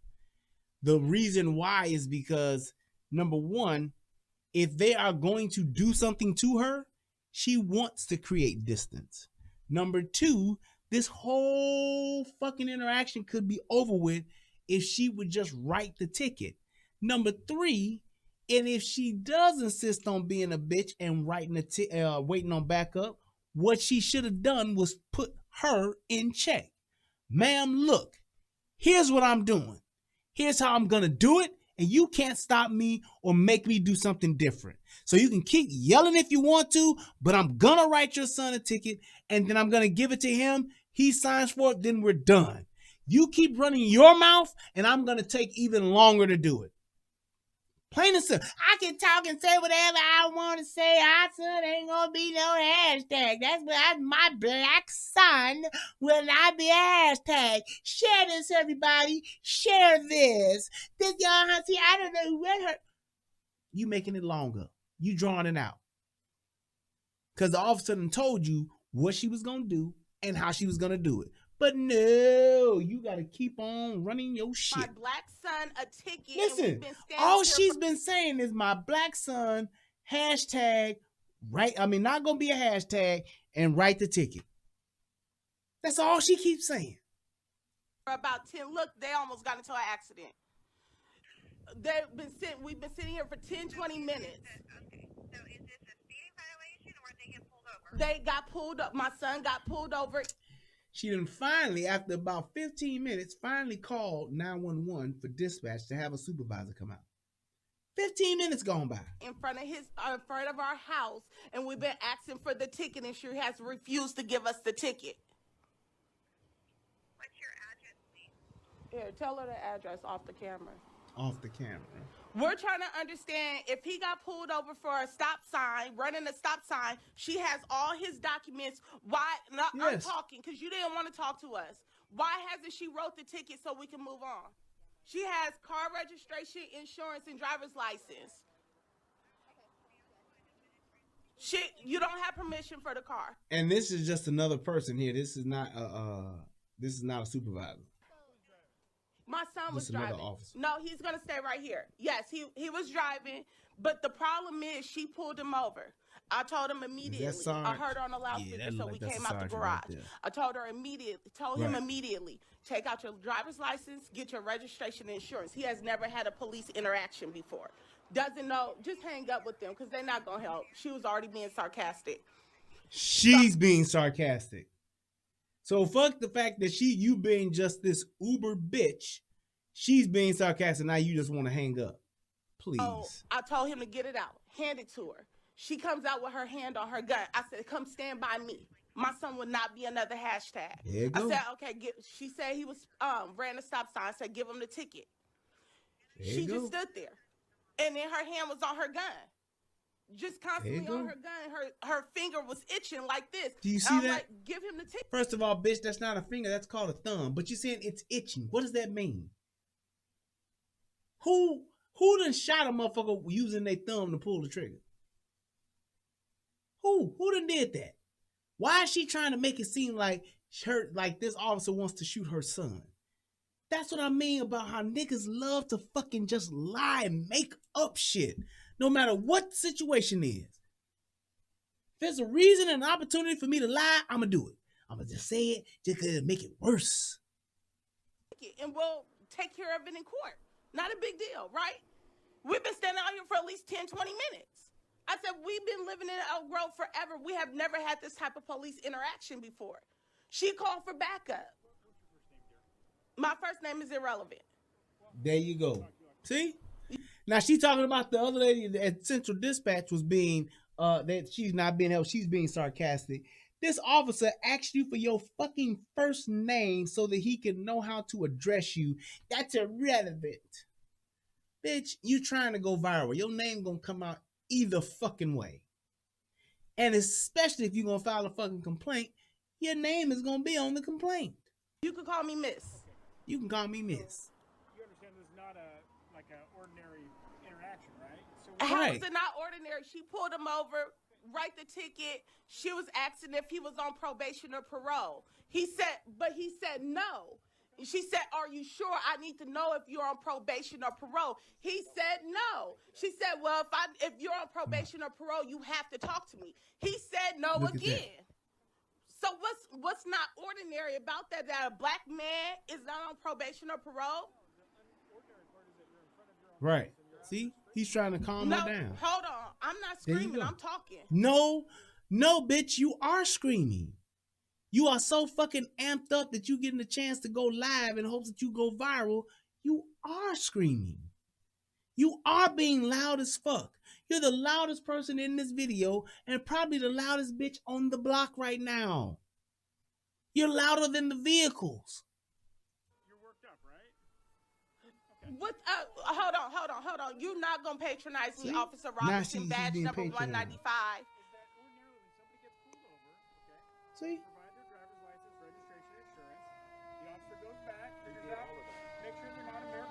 She didn't do that. Okay.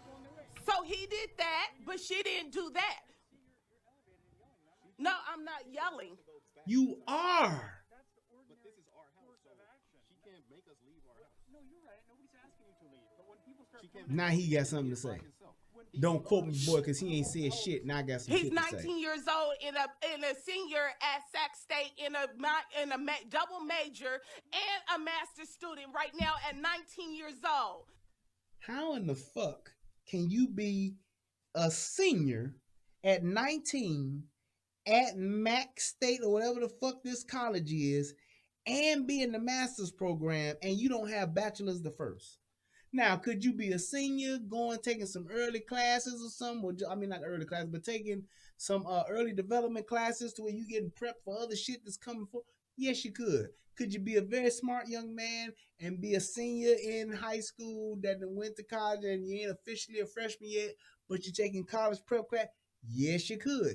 Could you be even more of a smarter person or a smarter young man to where you are good enough to where you can actually take college credit courses and move through this program so you can get your bachelor's and then go straight into getting your master's? Yes, you could, but that's not you at this present moment. You just a college student who home for the weekend trying to get some food in mama and them house. That's what he is. He is my black son. Look, y'all, my black son. And look, another one. No, she said immediately that she feared for her life. We've been asking her. We've been recording the whole time. Go write the traffic ticket. We will handle this in court. We will take care of this. She didn't even run his name, accusing him of being on probation or parole. When did he step out of the car? He stepped out of the car when she was back there.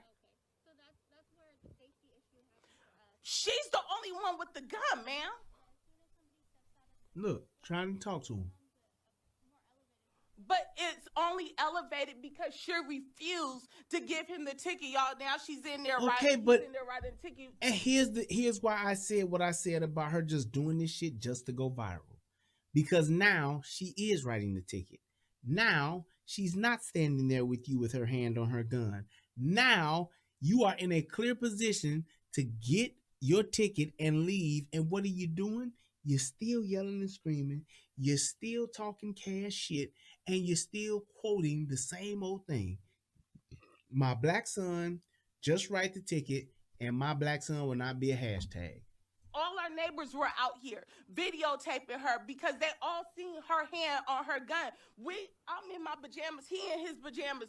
We are no threat to her. She's the only one with weapons.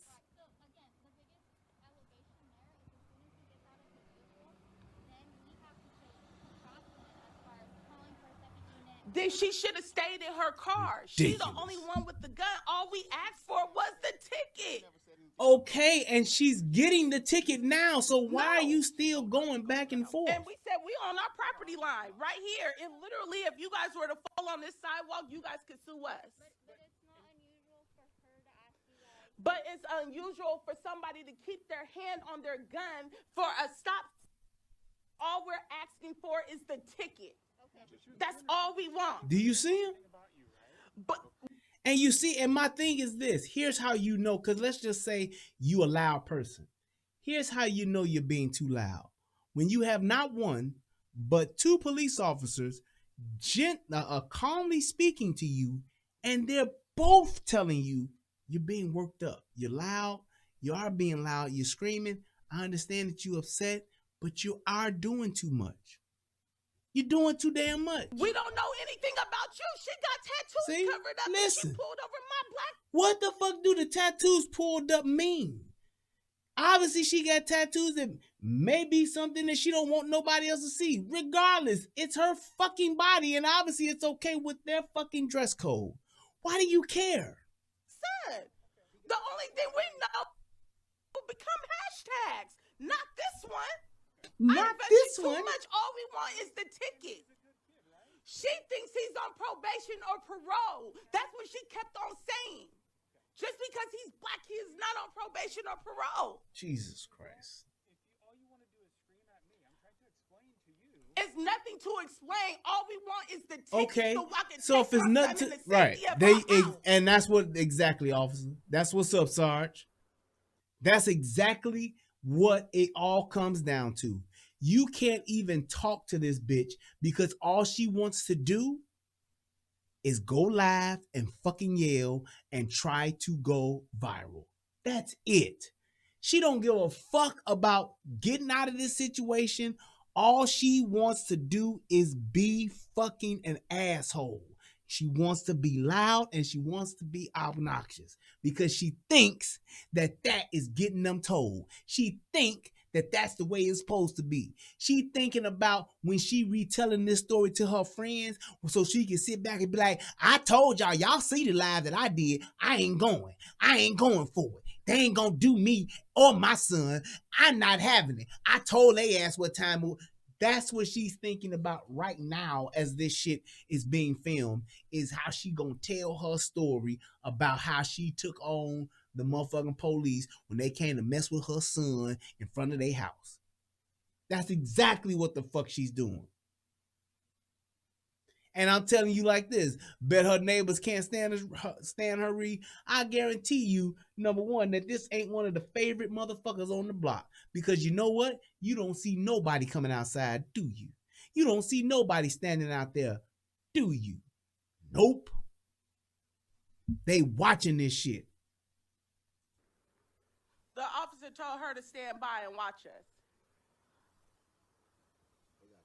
Sarge just walked off like, fine, I'm not going. It's crazy. I'm not going to even deal with her. And I wouldn't have either. You ain't going to let me talk? You going to keep yelling? Go ahead. I have never endured this with Elk Grove PD Listen. ever in my life. Yeah. I know she's in the wrong. Are you the supervisor? You the sergeant? Now she asking. You came here for her back. Now she want to talk. And it's like, she don't want to have a conversation. She just literally wants to bitch, complain, and be an ass. And I understand that that's what she wants because she felt like that officer was being an ass, but it ain't getting you nowhere. That's my whole thing. You ain't getting nowhere with that. So the only reason why you would do it is for the attention. You want to make shit bigger than what the fuck it is so that you can talk to people about it, talk to your friends about it, talk to your cousins and everybody else about it. It's stupid. And the other problem with this is this ain't no isolated incident. Any and every time there's a woman involved in a traffic stop or with an arrest or whatever the case may be, it's always black women yelling and amplifying shit and just making shit go further than what the fuck it has to go. They're extending the interaction. They're thank you, Reed. They're instigating the fucking entire fucking stop. They always do the shit. They get loud, they yell, they scream, and they fucking lie to no end. They won't stop. They won't just say, you know what, let me shut the fuck up and let this person do their job. They don't know shit about the law, and all they talk about is they fucking feelings. It's fucking stupid, and it's annoying. And don't nobody want to deal with that shit. So what it does too, it furthers along the fucking divide between the police and black folks. Between the police and between white folks and black folks. Because the shit is so unnecessary. They're like, well, why the fuck are you doing it? Why the fuck would you keep doing it?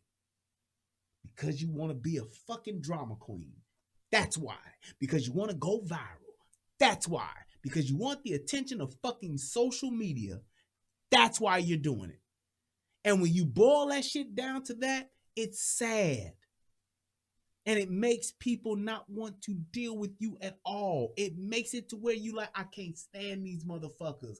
Because all they do is a bunch of unnecessary shit. That's what it is. Learn the fucking law, and then you can check the police. Teach your son how to talk and deal and interact with the police, then you ain't got to worry about him becoming another fucking hashtag. That's what the fuck you need to do. As opposed to just talking about it, making a fucking scene, and being a fucking asshole for no apparent reason, and then be mad when another officer's being an asshole. Right back to you, giving you that same energy. And like I said, what that police officer should have nipped that shit in the bud and said, you need to stop impeding my investigation before I lock you up, or just flat out to her, ma'am, shut up. I'm talking to your son. He's 19. He's an adult. Back off. No, I'm not going back off. No. Ma'am, I am now officially conducting an investigation. And if you continue to impede on my investigation or hinder my investigation, you will go to jail. I'm going to... Can I get back up at such and such, such and such, such and such? I have a lady out here who will not stop interfering with my investigation. Please send back up. Now you telling that bitch what you about to do because she steady yelling. And hopefully the bitch will shut up. But not this kind of bitch. She gonna keep going. Shit's crazy, man. And pretty much what just happens from here, because I saw the extended version, they just continue to go on and on until she gets the ticket. He has to sign for the ticket because he's the adult. He signs for the ticket, and that's it. Case fucking closed. It's over with. As opposed to her son being another hashtag. Matter of fact, let me take a quick look at this. Excuse me.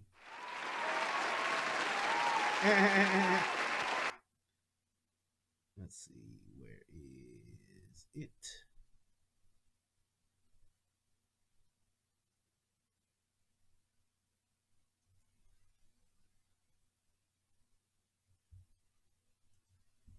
There we go. Why ain't this shit coming on? There we go. Nope, I already did that. Is it this one? You are free to go. My mom, so she can. Yeah, I wanted to hear what the fuck he said right here. So a little late in the vehicle, she would continually ask Tobias 3 times whether he was on probation. This is when Tobias's mother Stacy stepped in. I believe his name is asked Tobias. why her son Tobias was being stopped in the first place. Don't even matter. Officer Johnson would finally explain the reason she stopped Tobias, was for running a stop sign. So I was just coming to my mom's house a little late in the evening because I had to take care of my dog. And so I'm going through the neighborhood. I make a right at a stop sign right next to my mom's house. And then I'm pulling up to my mom's house and I see in the background police lights go off. And so I'm already parked and the police, I can't even hear the police officer. She's yelling something over the intercom. And so my mom tells me to get out, get my license and registration. And so I do so. And I'm already out the car. And the police officer pulls up and says, and I want to add in this part that the stop sign is actually a block and a half, and our blocks are pretty long away from us. So when he pulled over, when he already parked, we had no idea that it was him being pulled over, and we were looking, it was other cars driving. We were like, oh, she stopped parked in front of our house in the middle of the street. So I said, I think it's you getting pulled over. Go get your driver's license. He was already out the car.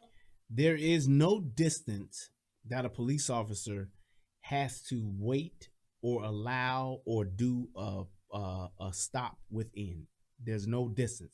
So if I run a stop sign, if I run a stoplight, I can drive a block before I hit the lights on you. If I put the lights on you and pull you over, I can. And a lot of times what police officers are doing, once they see that infraction, they're running the plates. And they're running the plates because if this vehicle is stolen, I want to know that before I get up there. If this vehicle or the person who owns this vehicle has had previous interactions with the police, I want to know that before I approach this vehicle. If this person is a possible felony stop to where they're known to fight the police and argue with the police, I want to know that before I pull this person over and approach that vehicle.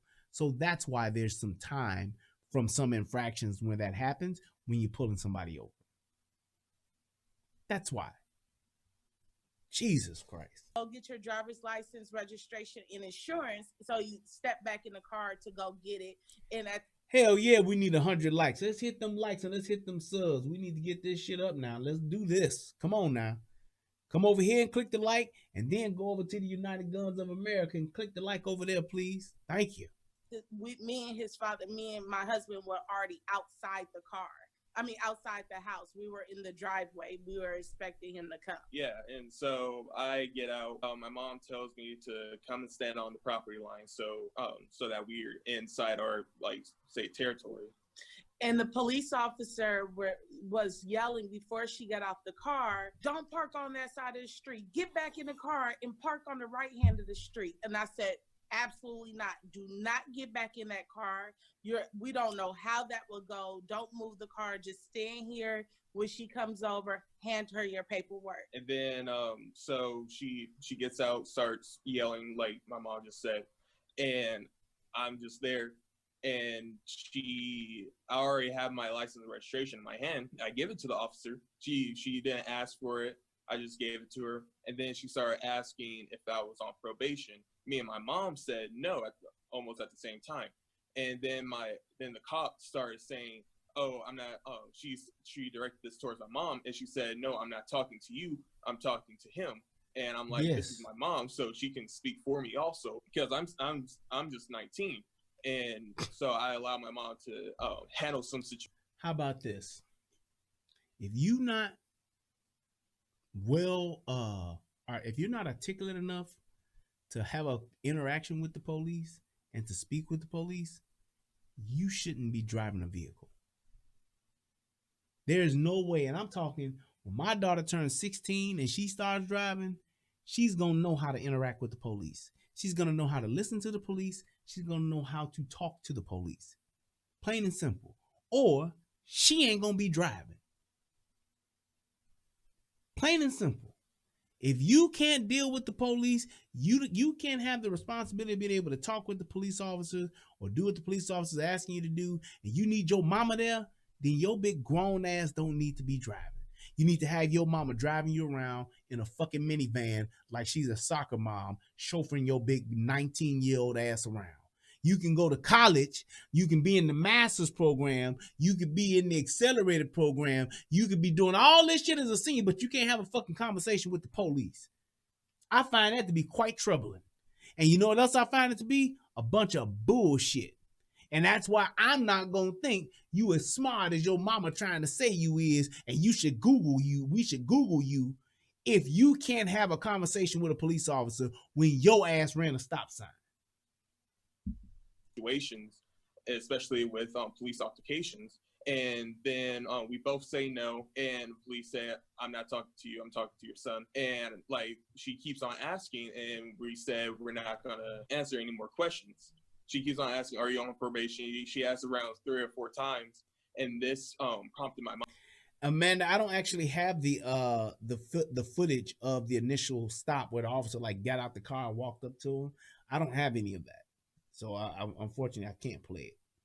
To start recording because the police officer is getting really aggressive. She's basically in our face right now, and she's like holstering her gun, like she has her hand on her gun. Answering any of your questions. She's holstering her gun. Sir, her gun is already in the holster, and she hasn't unholstered it. So she hasn't drawn her gun. Her gun is in the holster, so she's not holstering or unholstering it. Sorry. Try again with another lie. And I know where you got it from. You get it from your mama. Give him your ticket. This officer is right here harassing my son. She already have his driver's license. And requesting a ticket. Go get, you can run his name and go give him his ticket. We will handle this in court. As you probably see on the video multiple times, I'm requesting for the ticket. She has on what was most scary about the situation is that she came out with a Blue Lives Matter mask on. Now so wait a minute. I can wear a Black Lives Matter mask. I can wear a fucking mask any other time. I can wear any other kind of mask, but because I have a Blue Lives Matter mask, then now that's scary. You see how niggas lie? That's fucking scary now. So everybody and their mama gotta wear masks, but a Blue Lives Matter mask, that's scary. Lying fucking bitch. And did that bitch sound scared when she was running her mouth saying, my son will not be another hashtag. Write that ticket. Write that ticket. She didn't seem scared then, did she? It's a little bit fearful for us, for somebody to walk around with the Blue Lives Matter that's supposed to, that's on a public service. See how she's fucking lying? Do you notice how her eyes are looking around? They're like searching for other ways to perpetuate the fucking lie. That lets you know she's lying her motherfucking ass off. All lives are supposed to matter because you don't just serve. Oh, so all lives are supposed to matter unless you wear Black Lives Matter or unless you wear Blue Lives Matter. And not that that's a, something to have a conversation about. No, it's just flat out scary. It's fearful. The fuck out my face on the internet. That's my goodness. And protect blue lives. It's no such thing as blue lives. You take off. She said it's no such thing as blue lives. Do you hear this bitch? Niggas are stupid than a motherfucker. The uniform when you go home, but it's a definitely rebuttal to Black Lives Matter. Now it's a rebuttal to Black Lives Matter. Wait a minute. So you can wear Black Lives Matter, but you can only do Black Lives Matter. That's in fucking America, in the United States of America, the only thing that matters is Black Lives Matter. You can't Blue Lives Matter. You can't Red Lives Matter. You can't Black Guns Matter. You can't do shit but Black Lives Matter. Anything other than that is a direct threat and is a direct, as her dumbass said, rebuttal to fucking Black Lives Matter. Are you fucking kidding me? So that was number one. Number two, it was like she had on a costume. She had on a fucking costume. Bitch, she's in uniform. Do you hear how niggas lie about just anything and they make up shit? That's why she's looking the way she's looking with her eyes. She's literally fabricating a fucking lie as we speak, live and direct. Ask herself, you can't see her eyes, but we can see her eyes. And she was zoned in on my son and her eyes were twitching. How can you see a motherfucker eye twitching when they got on shades? Do you see this shit? They was twitching. That's what they was doing. Yeah, that's it. They was twitching. Yeah. They kept twitching, and we were like, and she was using. What the fuck is an eye twitch? So she's doing this. They were twitching. Yeah. Her finger and tapping her gun, and we were looking at this point. Now I'm in fearful for my son's life. I'm in fearful. So let me tell you something else. When people are lying, they will fucking just annihilate the fucking English language because they're trying to make up a lie and they're narrating, they're fabricating that lie in their mind. They will tend to fuck up words and make up words or misspeak with words because they're too busy concentrating on fabricating the lie, especially in the moment. Definite telltale sign. My voice is getting escalated. My hands were shaking. My legs were shaking. That's called an adrenaline dump because you are adrenaline rush because you are fucking yelling and screaming. The more you yell, the more you scream, the more elevated your heart rate is, the more your adrenaline pumps, and the more you will shake, the more you will twitch, the more you will get tunnel vision. That's what the fuck happens when you come out and you get too fucking worked up to the where you can't even hear when two police officers are telling you to calm down and that you're yelling and screaming and you say, "No, I'm not. No, I'm not." Yes, the fuck you are. But when you want to lie, you're going to do this anyway. At my shoulder in front of my son because I'm saying if she does anything to pull her weapon or anything, I'm going to take those bullets. My son will not be a hashtag. Oh, he will my not. God. I have worked too hard to get him where he. My son will not be a hashtag. I'm going to take these bullets. Then if you so busy being fucking Superman, why don't you shut the fuck up and get in a position to take the bullets then? If it's that bad, don't you think the last thing, if you're that fearful, don't you think the last thing that you should be doing since you gonna take the bullets is to be on Facebook Live? Wouldn't you leave that to your husband? Or wouldn't you just leave that all together? Or wouldn't you at least hope that your husband would be able to just film this shit while you stand there in front of your son and protect him? Yelling and screaming, I don't know how you think that's protecting him, but if you were this fearful for your life and your son's life, wouldn't you just shut the fuck up and stand in front of your son? No, I ain't gonna do that. I'm gonna keep yelling and screaming, egging the shit on while going live on Facebook so I can go viral. I will not lose my son by a trigger happy officer in the street. She should be working on some tears that's soon. Where I thought I honestly was gonna die. We're giving you a reasonable enough time to. And why not put some fucking chapstick on when you're gonna be running your mouth with all this shit that's going on? And where the fuck are y'all mask at?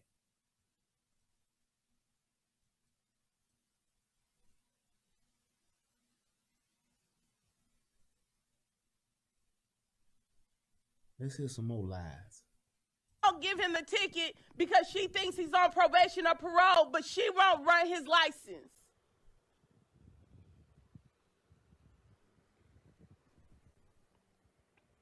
Give him the ticket. We'll fight this in That's court. Her. That's the trigger finger that she's saying. Cause she's sitting there literally just tapping her motherfucking thing, tapping her fucking belt. But that's the trigger finger. That's her putting her finger. That's her trigger finger from her eyes twitching. Her eyes is twitching right now. That she ain't mentioned at all, but her eyes is twitching and she tapping her hand on the gun. That's what she's doing right now. Even an issue about the stop sign, we will literally ain't even fucking close to the fucking butt of the gun. Fight this in court. She Look, says that look at where her hand is and look at where the gun is. Ain't even fucking close. But what do I say? Niggas love to lie. And you cannot see her fucking eyes. She has on blue mirror shades. You can't see if her eye is twitching. It's twitching. It's twitching. That's what it's doing. Lying ass motherfucker. I'm escalating it. She's escalating it. That's exactly what I said. Thank you, Rochelle, for the share. Thank you for the share. Just to clarify. Bitch, out of all of the shit she was so worried about and so scared about, she sure noticed that share, didn't she? We were there for about 10 minutes before we even started videotaping. And at this point, my husband, we didn't have our phones on us. My husband ran in the house, grabbed the phones and started videotaping. We went live on Facebook because we're asking for the ticket. just give us the ticket. And then she called for backup. We said the same. She was like, Somebody well, if just he's on give her probation or some parole, fucking I can search his chapstick. vehicle. Just give her some Carmex. Just give her some Vaseline. Give her anything to help her with them dry ass lips. She got Dwight like a motherfucker. Dwight around her lips. We're not giving you permission to search the vehicle. Please write us the ticket. I said the same radio that you use to call for backup is the same radio you can use to call to see if my son is on probation or parole. I feel like it was as simple as that. She didn't want to communicate with us. She stood there blankly saying sarcastic comments. What was scary about it is that she didn't give us eye contact. She was just steady zoomed in on my son, like she was ready for him to make any false move. Any move would have triggered her. And that was the scariest part of it all. The emotion that was running through me shaking. And I'm just like, I have to protect my son. I have to. I just wanted her to give us the ticket so she can leave. We weren't even going to dispute the ticket because we never want to see her again. While we're waiting for backup, I can see that she's deadlocked on me. And I can, because we, like my mom said, we can see through her eyeglasses. So I'm there in fear because I know where my mom's head is. I know if I make any sort of move, this police officer is going to pull out, like most likely it's going to pull out that gun. Like I was sweating and I wanted to reach for my bowel to wipe off the sweat. And I just wouldn't move because I was like, she's probably going to take that as a threat and probably will try to do something. And so I'm not only in fear for my life, I'm worried about my mom because I know like the way she was positioned, how she sounds. I knew she was gonna try to jump in front of me. I honestly don't want that. And so we're waiting there, and I'm trying to while we're videotaping on Facebook Live, I'm trying to identify some key factors in her appearance. And one thing that I found very noticeable was that she had tattoos on that she was trying to cover up, but from all her fidgeting and stuff, she had a little like bandage arm sleeve over on one of the tattoos, and she had an Apple Watch over the other one on like on the upside of the wrist, like right here. And I was like, Mom, make sure you get that, because I also heard about some potential police gangs called the Executioners and other things that they make tattoos, and they use those to basically identify themselves. So I was like, do you hear this shit? From a fucking stop sign traffic stop, they done went from that to this police officer being in a fucking gang called the Police Executioners. What do you do with this? Do you hear the fucking lies that they're just fucking making up? I also heard that they got this thing where these police officers, they get together and they kidnap babies and they eat them too. They call the police the law enforcement baby munchers. And what they do is they ride around and they look for lost kids. And once they do that, they find the lost kids and they take them and act like they're going to take them to children's services. But what they really do is take them to secret places and put them in ovens and cook them and fry them up and eat them. That's what they do. They the police baby munchers. That's what I heard of. What kind of shit is that? And it's like, it's so fucked up because he's taking on her fucking lead instead of the lead of the father. At least he would be a lot better off if he just learned to shut the fuck up. But no, he gonna follow after his loudmouth ass mama. Like, make sure you zoom in on those, make sure you get those. And that further escalated the matter too, because I'm like, okay, if I do anything, she's for sure, because that's what I'm thinking in my mind, she's for sure gonna do something. Yeah, there are tattoos on her ass. So she won't try to tell I accountable. You guys actually were,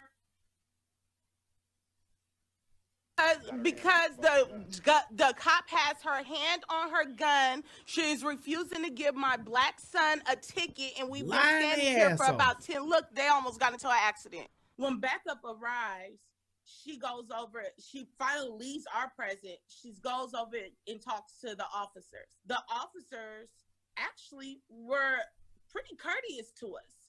I'm at. Oh, but you weren't though, were you, bitch? Nope. I believe it was caught on camera that I asked one of the officers, what would you do if you feel like somebody's on probation and parole and you have their driver's license? He said, I would run it. I said, what? Can you ask her why she didn't do that? He said, oh, no, I'm not in that. You know, she's the one that stopped you.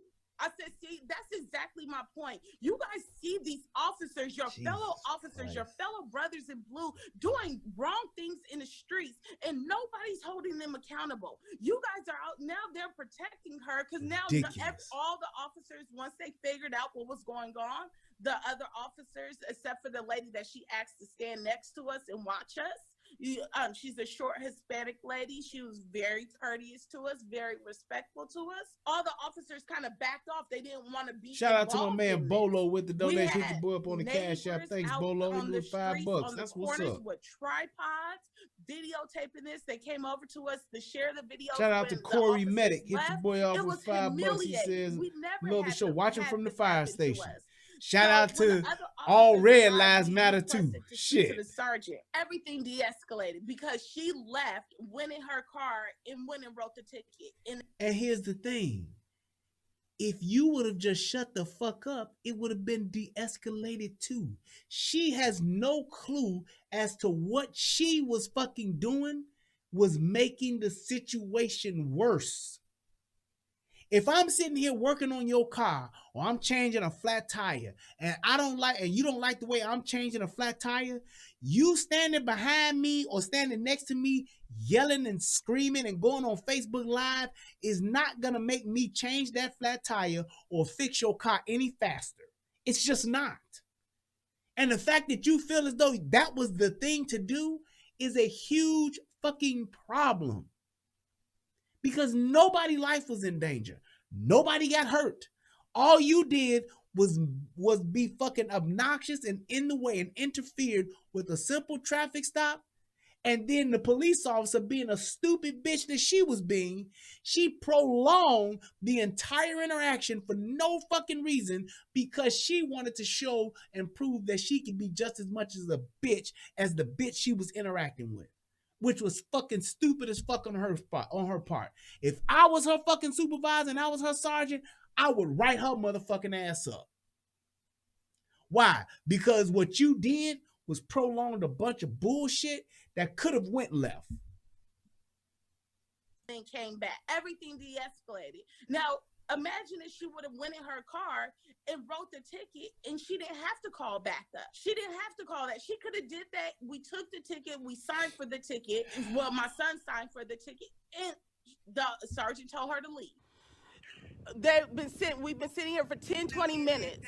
Okay, so is this a speeding violation or they get pulled over? They got pulled up. My son got pulled over in front of his in front of our house, and we've been asking for the ticket, and she has refused to give us the ticket. Looking forward to the show. Salute. Thank you, sir. What's your address, please? And Here, tell her the address off the camera. We're trying to understand if he got pulled over for a stop sign, running a stop sign. She has all his documents. Why? No, I'm talking because you didn't want to talk to us. Why hasn't she? How is it not ordinary? She pulled. I know she's in the wrong. Are you the supervisor? You the sergeant? all right, that's enough of that. One other thing I wanted to show you, somebody put in the chat that they had the whole interaction up here, so I went and pulled it up so we can take a look at that real quick. And let's do that now. George, would you got a plate? Go ahead.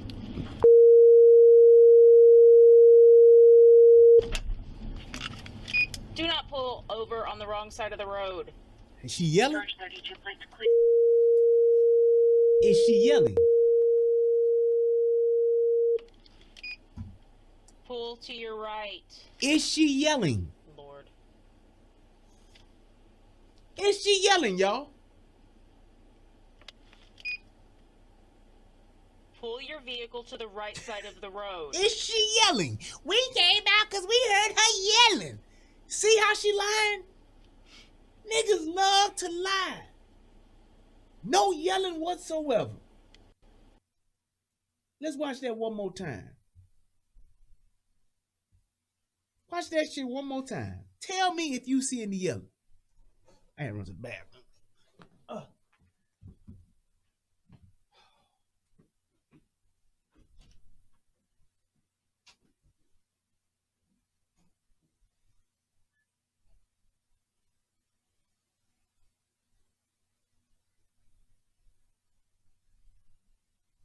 George, where's the other plate? Go ahead.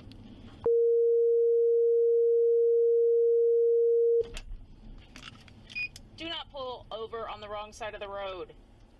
George, 32 plates clear.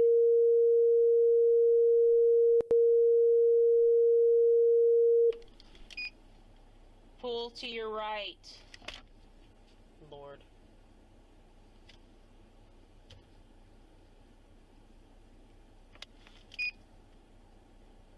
Pull your vehicle to the right side of the road.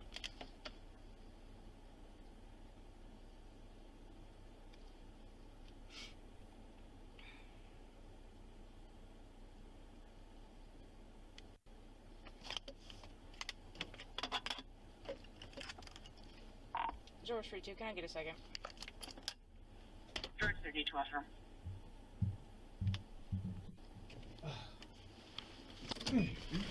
Hey, do not get out of the car. What? Don't get out of the car. Don't get out of the car. Yeah, we are. It's an officer safety thing. Driveway. It's an officer safety thing, okay? So driver's Exactly. license and insurance. Go ahead and close the door for me, please. See that? See that? Classic explanation. It's my son's safety. You got. It's my son's safety. You got.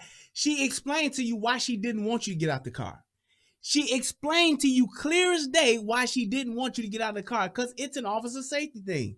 I don't want you to get out because I don't want you running. I don't want you to have shit in your hand that I can't see. And I just don't understand why the fuck you are lying, trying to say it's something else when you can clearly see what it is.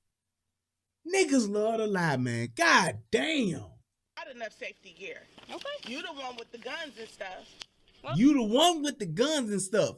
Bitch, how do I know your son ain't got a gun? How do I know that your son ain't got a knife? Just like Jacob Blake did. How the fuck do I not know? How the fuck do I know what's in your car? Am I supposed to assume that everybody's a fucking upstanding good guy? No fucking way. I'd wind up dead if I did. How about this, bitch? How about you just follow my instruction and then we won't have to worry about it either way? How about you fucking drive and follow the rules of the road, then you ain't got to worry about it either way? How about you just do what the fuck you supposed to do and listen to me tell you what to do so you won't have any of these fucking issues or problems? But you can't do that, can you, bitch? No, because I got to run not just my life, but I got to run my motherfucking 19-year-old grown-ass son's life, even when he talking to a police officer. I bet you if her son ever gets some pussy, that she going to be in the bedroom with him. Now, you the one with the pussy, so I need to make sure that he getting fucked right. So I'ma stand here and tell him what to do. Don't you say nothing, Tobias. You stand here and then you take your pants off and wait for her to take her clothes off. Based by her logic, that's what the fuck she gonna do. I done worked too hard to have him come too far. He got his master's, he got his bachelor's, and he got his PhD all in 3 years as a senior at the college. Stupid bitch. Sit the fuck down and just fucking relax. Oh, I have no idea if you have guns and stuff too. Exactly. The reason I pulled you over, sir, is because you ran the stop sign back there, okay? Sure. All right. And look at her. She ain't seen shit. Because what did she say? The stop sign is a block and a half away. She said she didn't come out until she heard the police officer yelling, which actually turned out to be the police officers talking over the fucking megaphone that's on the goddamn car. So she didn't see if he did run it or not. But what's her first implication? What's her first reaction to it? Bitch, you lying. You just put him over because he black. Nobody give a fuck about that shit. I did the court. And you didn't hear that motherfucker say, I didn't run no stop sign. Whatever, nigga. You ran the goddamn stop sign. They like to kill people, but not my son. They like to kill people, but not my son. Do you hear that shit? Out of the millions of fucking police officers that are out here on the force, she's saying that they like to kill people, but not my son. So fuck all the other interactions that go okay. Fuck that shit. That don't mean that they all like to do it. They all like to kill people, but they ain't gonna kill my son. My son will not become a hashtag. Ma'am, can you step up front, please? No, this is my property. See that? You're actually on the sidewalk, so that's perfectly fine. So can you come on back here, No, he cannot. No, he cannot. Give him his ticket. Give him the ticket. You see that shit?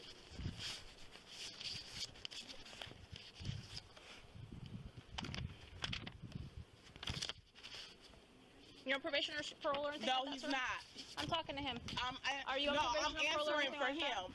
No, he's not. Give him his ticket. I can speak to him, ma'am. No, Are you on probation or tell parole? her you refuse to talk to her. Give her your ticket. Okay, I need to know if you're on probation or No, parole. you That's don't. the only question. You have the driver's If license. he's on Go do your probation. job. And here's what, and I'm telling you right now, once I had a minute or two of dealing with this ignorant bitch, I wouldn't have said shit else. I would have went and I would have ran this motherfucker's name, and actually, let me say this. I just remembered this. She didn't even have to go and run her name. Like Amanda mentioned before, like, why would I turn my back on her? She didn't even have to go and do that.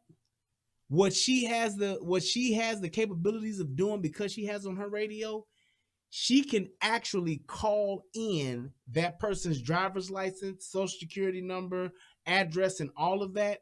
And dispatch can run this motherfucker and repeat back to her if she has an earpiece, which is why officers should always wear earpieces. Dispatch can run back to her what this motherfucker got, if he clean, if everything is nil, if he got a motherfucking a warrant, if he got anything, they can run it back to her in her ear. She can go dispatch. Dispatch will be like, dispatch, go for dispatch. She can be like, I need you to run a name for me. Name, give him the name, driver's license number, give him the drive. All that shit that she got right there in her hand, she could have had them run it right there, and it could have all came back in her ear.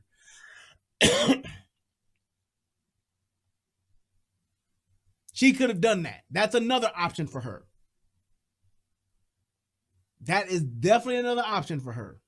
She could have ran that and not had to fucking budge. Could have stood right there. And just as long as that bitch being loud, nigga, she'd be like, ma'am, I'm trying to listen. Can you please quiet down? She could have did that. He needs to answer me if he's on probation or parole. He's not, so he don't have to answer you. I have the ability to identify. What? Oh, and the bitch standing there with a black and mild to top it all off.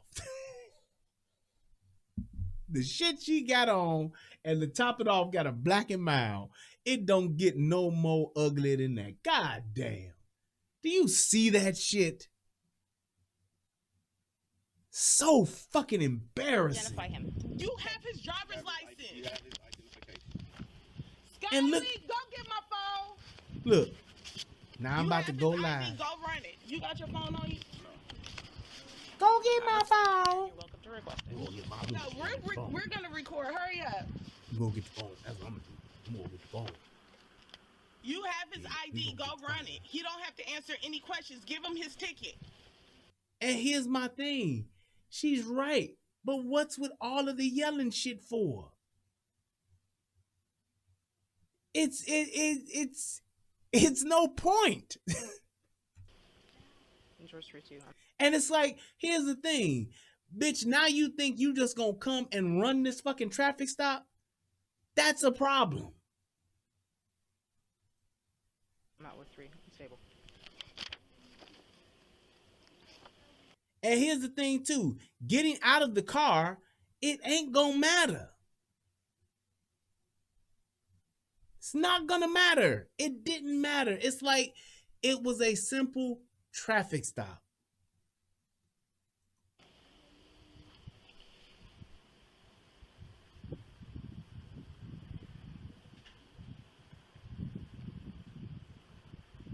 Not today, not my son. Not today. Look at her. Go inside, Skyler.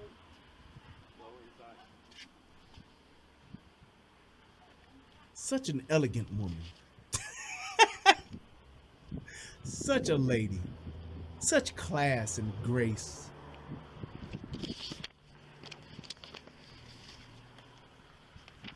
Oh You yeah, can go mama give wears him the his pants in ticket. that house. He's She not run that answering whole any of motherfucking your house. questions. Give him your ticket. This officer is right here harassing my son. She already has his driver's license. She's harassing my son when he was the motherfucker that ran the stop sign. All right. Registration and car Niggas insurance love in to her lie, hand. man. She's asking if he's on parole or probation, and he has to answer her. He said, no, he's not on parole or probation. I said, go give him the ticket, and she will not. She's just standing there. What are you waiting for, ma'am? I'm waiting for my partner, ma'am. For what? For a traffic violation?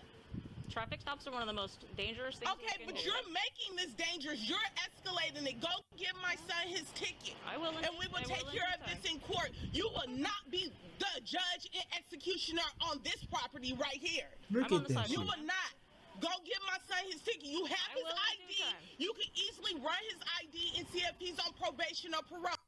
And another thing for this officer's fuck up part in this, you see you not dealing with an educated motherfucker. You see you're dealing with a dumbass. Why not just get this transaction over with? Why not just get it over with? Why prolong this shit? You know why? Because you want to be a bigger bitch than she is. That's why. And that's why if I was your supervisor, I'd have definitely wrote your ass up for this shit. I would have wrote her ass up like a motherfucker. And I would have told her this the kind of shit that when officers do this shit, shit goes left and people get fucking hurt. People get killed when you do dumb, unnecessary shit like this. Well, Sarge, I wasn't trying to do. No, you were being a bitch. You could have ran that kid and you could have just wrote him a ticket and moved the fuck on. But you didn't. You called for me. You prolonged the call. I had to show up. Jones had to show up. Williams had to show up. Macy had to show up. Everybody else had to show up to this one fucking call for a fucking stop sign traffic stop, which should have been a fucking 15-minute interaction, including the ticket, and you turn this shit into 45 goddamn minutes and a fucking viral fucking video. You should have been over and done with this shit. Plain and simple. It wasn't worth all of the trouble and all of the resources that were used to get to the end result, which was just a basic fucking traffic violation ticket in the first place. Now, if this motherfucker had turned out to be a kingpin and you had 12 keys of coke or some shit like that in the trunk, fine. But it wasn't. And it didn't. It should have just been a basic traffic stop. You ran the traffic stop, ran the the stop sign. I'm gonna write you a ticket, and that's it, man. Mama, you ain't gonna be. Mom, I need you to stop. Going to write the ticket, it's over with. Jeez. Bro, not this child. You're correct. Sitting there holding Then a go black do and your line. job. Why are you sitting there? Why are you holding on to your gun? Now, I ain't gonna mow line. Why? My hand is not on my gun. Your hand is on your gun. It's Your on my hand belt. is on your gun. Go run his Do you ID. understand how violent you're being right now? I'm being violent? You're being verbally aggressive, yes. she No, giving I'm this not nigga- being boy, that verbally nigga ain't aggressive. shit. That You will hand not peck nigga. change this up. You will Hold my not black and create mild the while I narrative talk here shit. that we've been seeing on the news. If he ran the stop sign, that's what you're saying, we will happily take the ticket. But I will not allow my son to stand here in front of you with your hand on your gun. That will not happen. Well, he can't. He's not free to leave, so he's going to stand right there. He's not leaving. He's not leaving. He's standing right You just told me that you weren't My going to let son Bitch, you just said you wasn't gonna let him stand there with. She got her hand on her gun. It's my fucking gun. I put my hand on it if I want to. Just like you got your hand on that black and mild, bitch. I can have my hand on my gun. Fuck is wrong with you? People think they can tell the police what to do like they really know what the fuck they talking about. is not leaving. No, he's standing on our property line. We own this house. And that's he's exactly standing where I on want him. our property line. You said he ran the stop sign, right? That is correct. Go give him the ticket. I will in and due then time. you can leave. I will in due time. In due time. You guys, she done called for backup and everything. Y'all share this video because my son will not be the next hashtag. Oh my God. And there you have it. But you can clearly see that she's a fucking liar. And that was, I guess, the biggest thing about the whole entire video and the interaction. Yes, there was faults on the police officer side, most definitely. And the fact that she was a huge fucking instigator in this entire interaction, and she consistently fucking lied. Totally just discredits her point. Totally discredits what the fuck she's trying to say, what she's trying to say she felt. She's a fucking liar. She could have just fucking held that officer to task and said, bitch, you took too long. You prolonged this fucking interaction. You had us standing outside waiting. I'm fucking tired. I'm sick. My back hurt. My leg hurt. My feet hurt. My arm hurt. My shoulder hurt. And you out here fucking taking all day. I want to file a fucking complaint because you was doing this shit being fucking extra and it was totally unnecessary. Yes. 100%. Because that officer was being a dick. But no, I'm going to keep this shit going and keep talking more cash shit and lying like a motherfucker until I can't lie no more and this shit is over with.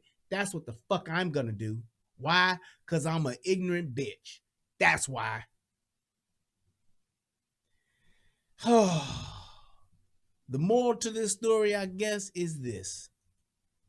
If you tired of the police doing this, you're tired of the police doing that, you want to hold the police accountable, the only way you're going to do that is you need to know the fucking law.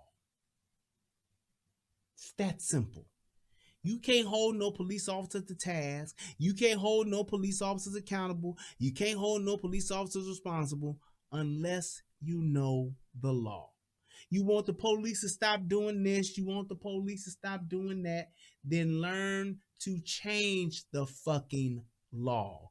All a police officer is, and all a police officer does, is enforce the law. When you break the law, they lock you up and take you before the court for the court to deem whatever punishment or fine that you may get. All this extra shit, it means nothing. You really want to change something? Use the power that you have. I was actually on a friend's, and I'm going to leave with this. I'm going to end it with this. I was on a friend's social media page, and his thing was saying, what's wrong with protesting and all this shit? And I said, here's what's wrong with protesting. Why protest when you have the ability to actually change laws? When you actually have the ability to change by using your voting power, why would you need to protest? That was my whole response to the shit. Like, why would you need to do this? Why would you need to have all this extra shit happening, all this extra shit popping off when you can just say, hey, actually, I'm going to read it just so I won't misquote. It says, this is what he put. He says, to all that feel it's wrong to respectfully take a knee in protest to what they feel is injustice and equality, would you want to boycott sports and its sponsors if you felt that you were the victims of unjust and inequality? I don't know, I guess injustice, but inequality. Can you put yourself in someone else's shoes? And I said, questioning, why protest when you can vote and change laws? Period. Local government controls police, not the NFL, the NBA, or anything else for that matter. And he came back and responded with this. What's wrong with doing both? As the Sox sports commentators used to say, don't stop now, boys. And here's what I said. I would agree with you, but in today's world, a lot of these so-called protests turn into everything else but that. So to answer your question, I said you, it should have been your. To answer your question, I say don't do it. That should have been say, but it should have been say, but I put so. But I say don't do it because it turns into massive property damage, civil unrest, and last but not least, more lives lost and people seriously injured. Just to name a few reasons why you shouldn't do the shit, because the shit gets out of hand. And then he said, this is what he responds back and says, as I always say, don't paint everyone with the same brush. There exists many more peaceful protests than not, Brian. Just as well as there are plenty of more good police officers than bad. Still ain't answered the question or respond to the direct question of it being massive property damage, civil unrest, people getting hurt, and people fucking dying. if I could have 100 protests, which I don't need to have because I have political power and I can vote and change laws, why would I chance it and have 100 protests when out of that 100 protests, let's just say 10% of them are bad? If 10% of those protests result in massive property damage, lives being lost, civil unrest, and people being injured, why would I risk that for something that is unnecessary? No response and no answer to that. But Black lives are supposed to matter, right? People getting hurt, oh, fuck that. Let's just do it.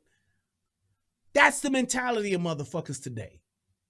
They don't give a fuck because it ain't they people getting hurt. It ain't they people getting shot. It ain't they businesses getting torn down. It ain't they motherfucking houses getting fucked up. It ain't they local stores is getting fucked up. They're like, fuck it. Let's all fuck it up because it's fun and exciting to watch. And we can all say it's what Martin and Malcolm would have done. It's not. The reason why they protested, the reason why they marched is because they didn't have those fucking rights. They couldn't fucking change the law. They couldn't fucking vote. That's what they marched and protested for. The right to be able to fucking vote. The right to be able to fucking change laws. But you know what niggas like to do? You know what liberals like to do? We like to fuck shit up for the sake of fucking shit up. And if people die, so be it. We'll blame it on the other motherfuckers. That's the world we living in today. Let's tear up our own Targets. Let's tear up our Walmarts. Let's loot, rob, shoot, steal. Let's do everything we want. Let's just cause a bunch of fucking chaos and tear up a bunch of shit because it's exciting. It'll be on the news. We'll get on live. We'll get a bunch of likes. It's fun until your cousin gets shot. Then it stop the violence. Until your friend get killed. Then it's this shit gotta stop. Until your fucking business get fucked up. Now this is all Trump fault. No, it's all y'all fault because y'all motherfuckers encourage this shit. There's no reason to fucking protest when you can fucking vote. You're a dumbass if you do. There's no reason to fucking protest. There's no reason to set a fucking garbage can or start a fucking dumpster fire when you can go to your fucking congressman's office, when you can go to your mayor's office, when you can go to your state rep's office, when you can go and to a fucking ballot and vote for who and what the fuck you want.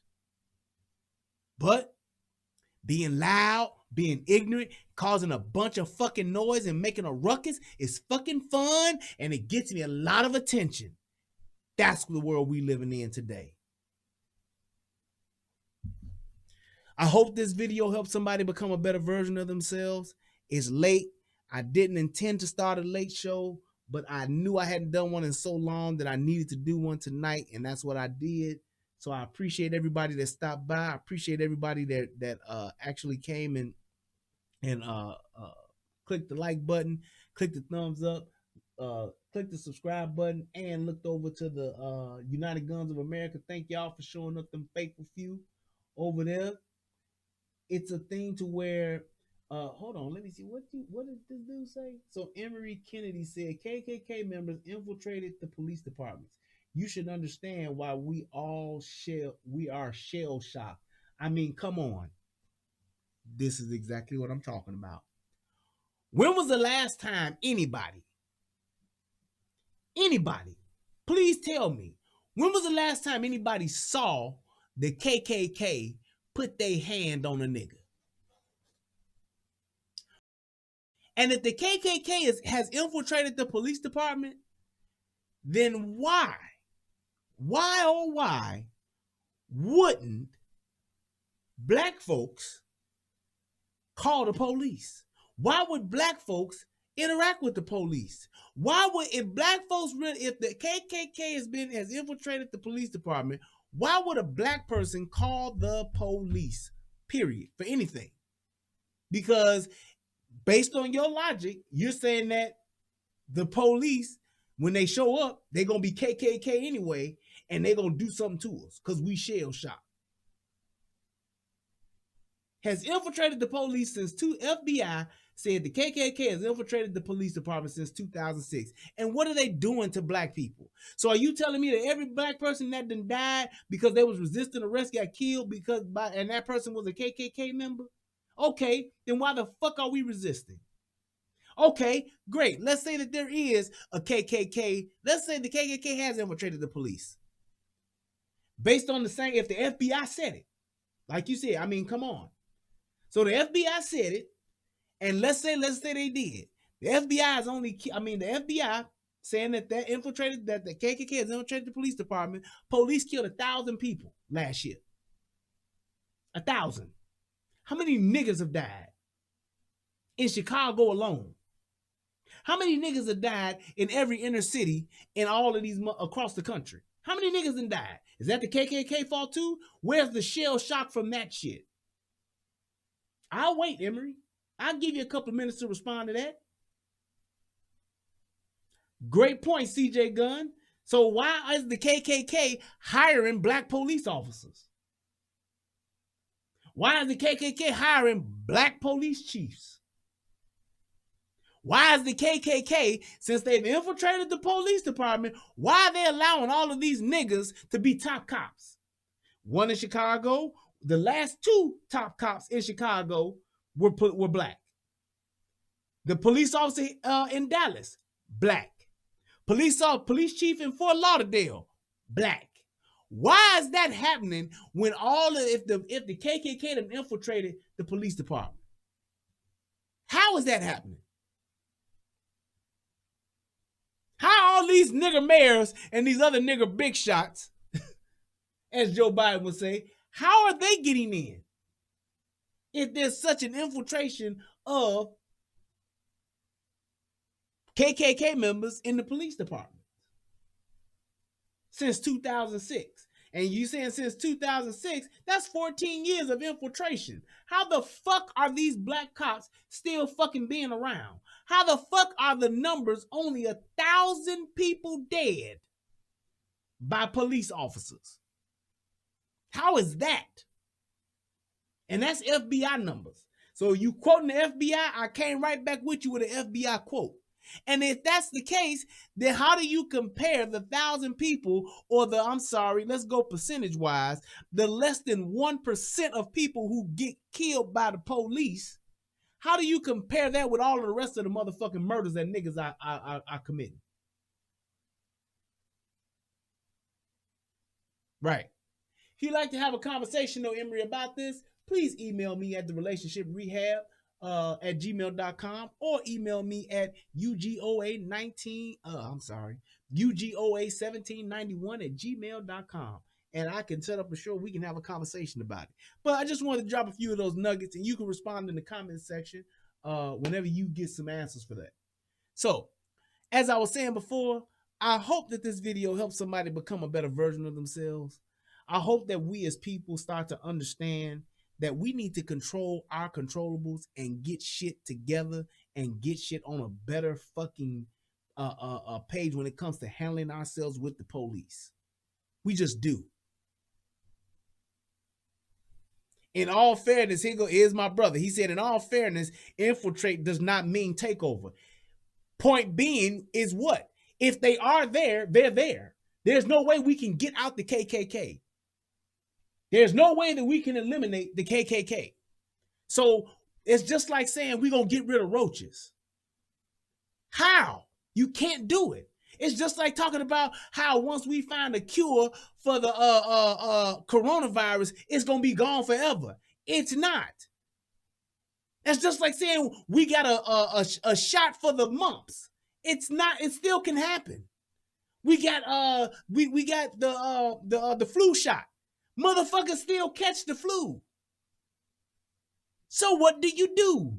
You try to take better care of yourself. That's called self-care.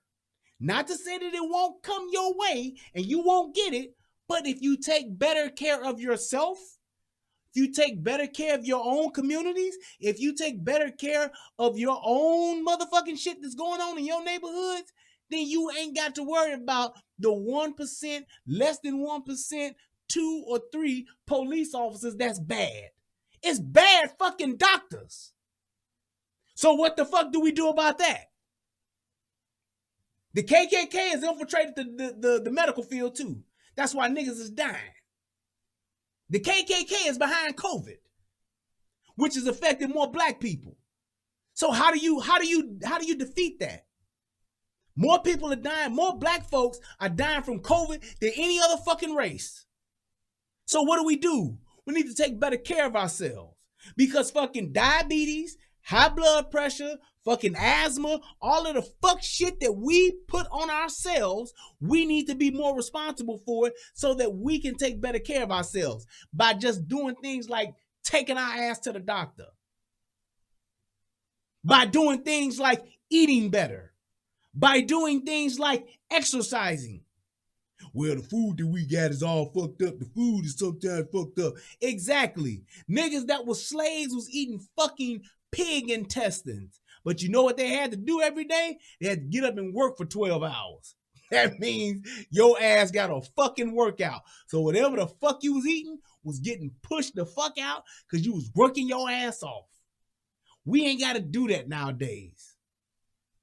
Making better choices and smarter choices for yourself, that's called self-responsibility and self-accountability. When you're doing that, you minimize all that other shit that could happen to you. It could happen this way.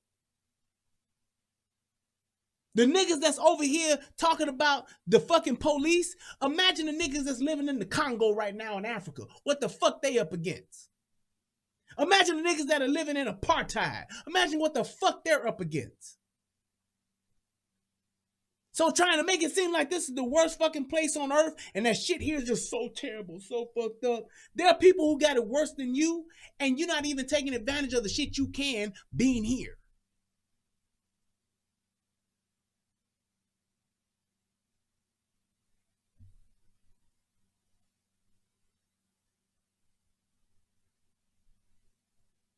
They're in the department. I get it. The KKK is still here. But the KKK is not our adversary. It's not our biggest threat. It goes right back to my gunshot analogy. If I show up at the fucking emergency room and I got a fucking splinter in my finger, a black eye, and a fucking gunshot wound to the fucking chest, which one should the doctor look at first? That's it. So the KKK being in the police department, fine. It is not the clear and present danger that we have. And if we would just focus on that, we would be so much better off that the other shit would take care of itself and we could address those things. But we don't want to take responsibility and accountability for the shit we are putting on ourselves. We want to talk about everything else and blame everything else before we do that. And anybody that says anything different, they're a fucking coon, they're a fucking race hater, they self-hate themselves, they hate themselves, they must have been hurt before, and they got all this other fuck shit that's wrong with them. That's our mentality. Niggas don't wanna do shit for themselves.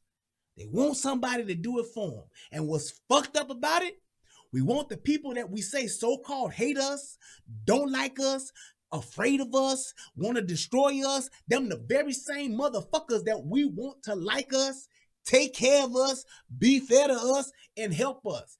That is fucking insanity.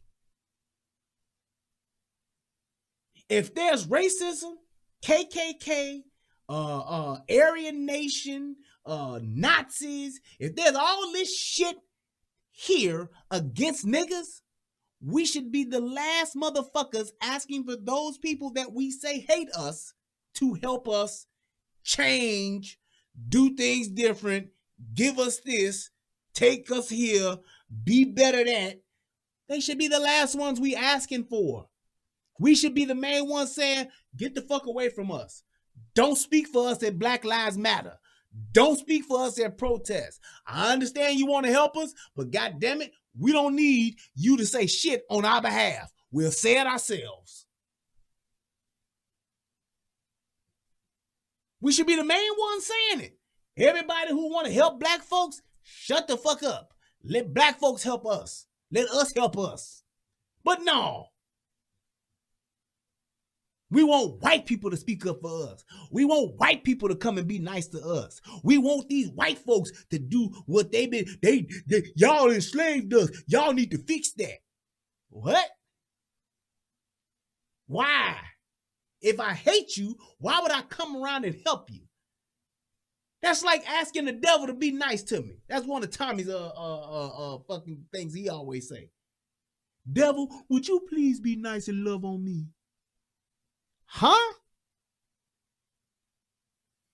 How does that work?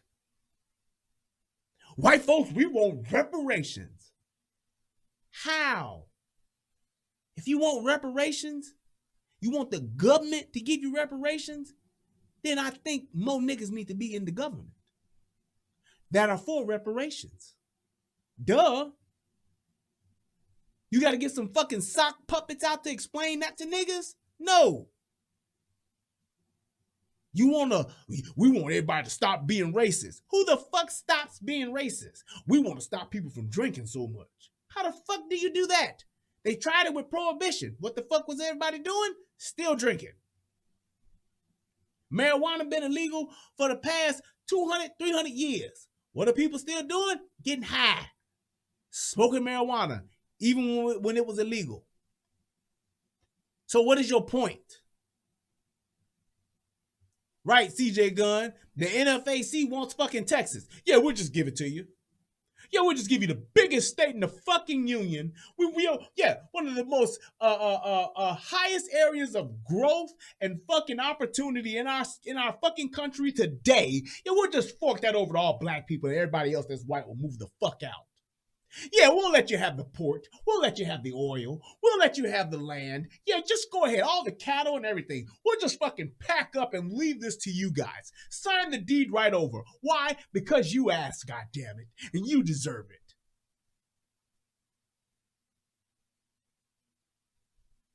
That's the mentality niggas have.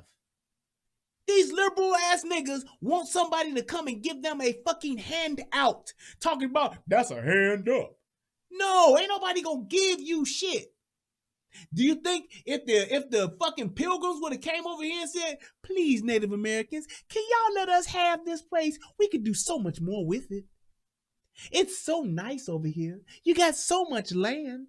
All you motherfuckers are doing are riding around shooting buffaloes and living in teepees. We want to tear a bunch of this shit down and build a bunch of shit. Would y'all Indians please let us have some of this? Y'all will? Y'all will move all the way to the end of the motherfucking West Coast? You will? You'll get all your shit together and let us have it? Okay, thank you so much. That's exactly what these people are talking like. It makes no sense. Get your own, build your own, start your own. Like I said in my racism video the other day. I gotta get the fuck out of here. Like I said in my racism video the other day. Those people that brought that 97 acres of land, I didn't have not a single fucking problem with that. You know why? Because it's a fucking start. No, the shit may not be turned around in 10 years.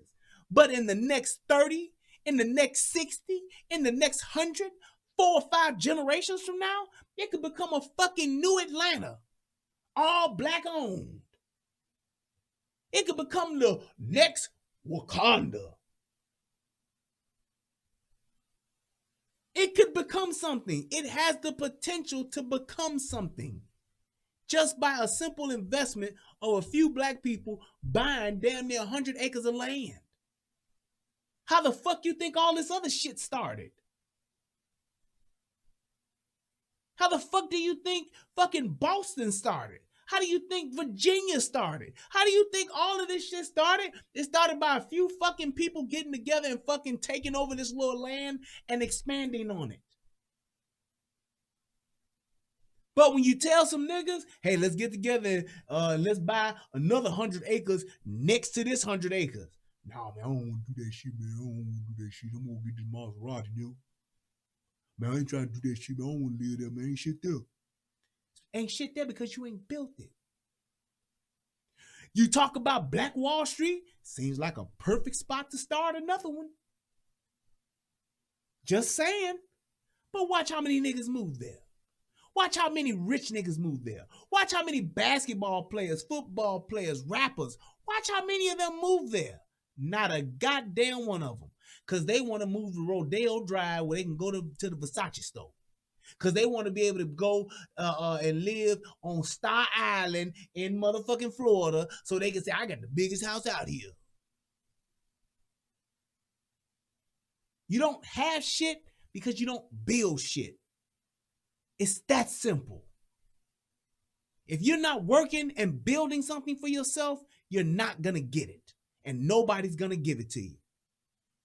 Never going to get it, never going to get it. Never gonna get it, never gonna get it, never gonna get it, never gonna get it, never gonna get it. It's that simple, man. Jeez. All right, man, let me get the fuck out of here. We almost coming up on 3 hours. Hey, look, I just want to say thank you to everybody. I appreciate all of the likes and the subscribes. Let's keep building. Let's keep moving the channel forward. Like I said, we have 6,100 subs. Let's go. We on the push to 7,000. Let's do this, goddammit. Essentially, we can pull 1,000 each month for the next 4 months. We'll be there. We have 4 months to get 1,000 subs a month to get 10,000. Let's do this. It's gonna happen. Click the like, click the subscribe, click the share button. My name is Brian Redmond.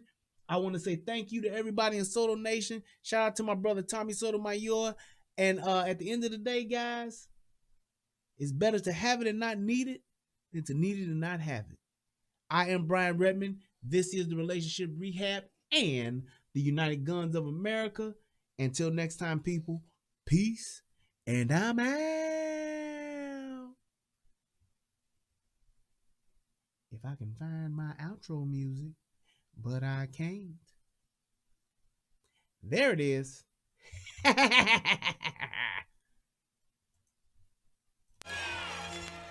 right, y'all. Y'all be easy. Y'all ain't ready for me.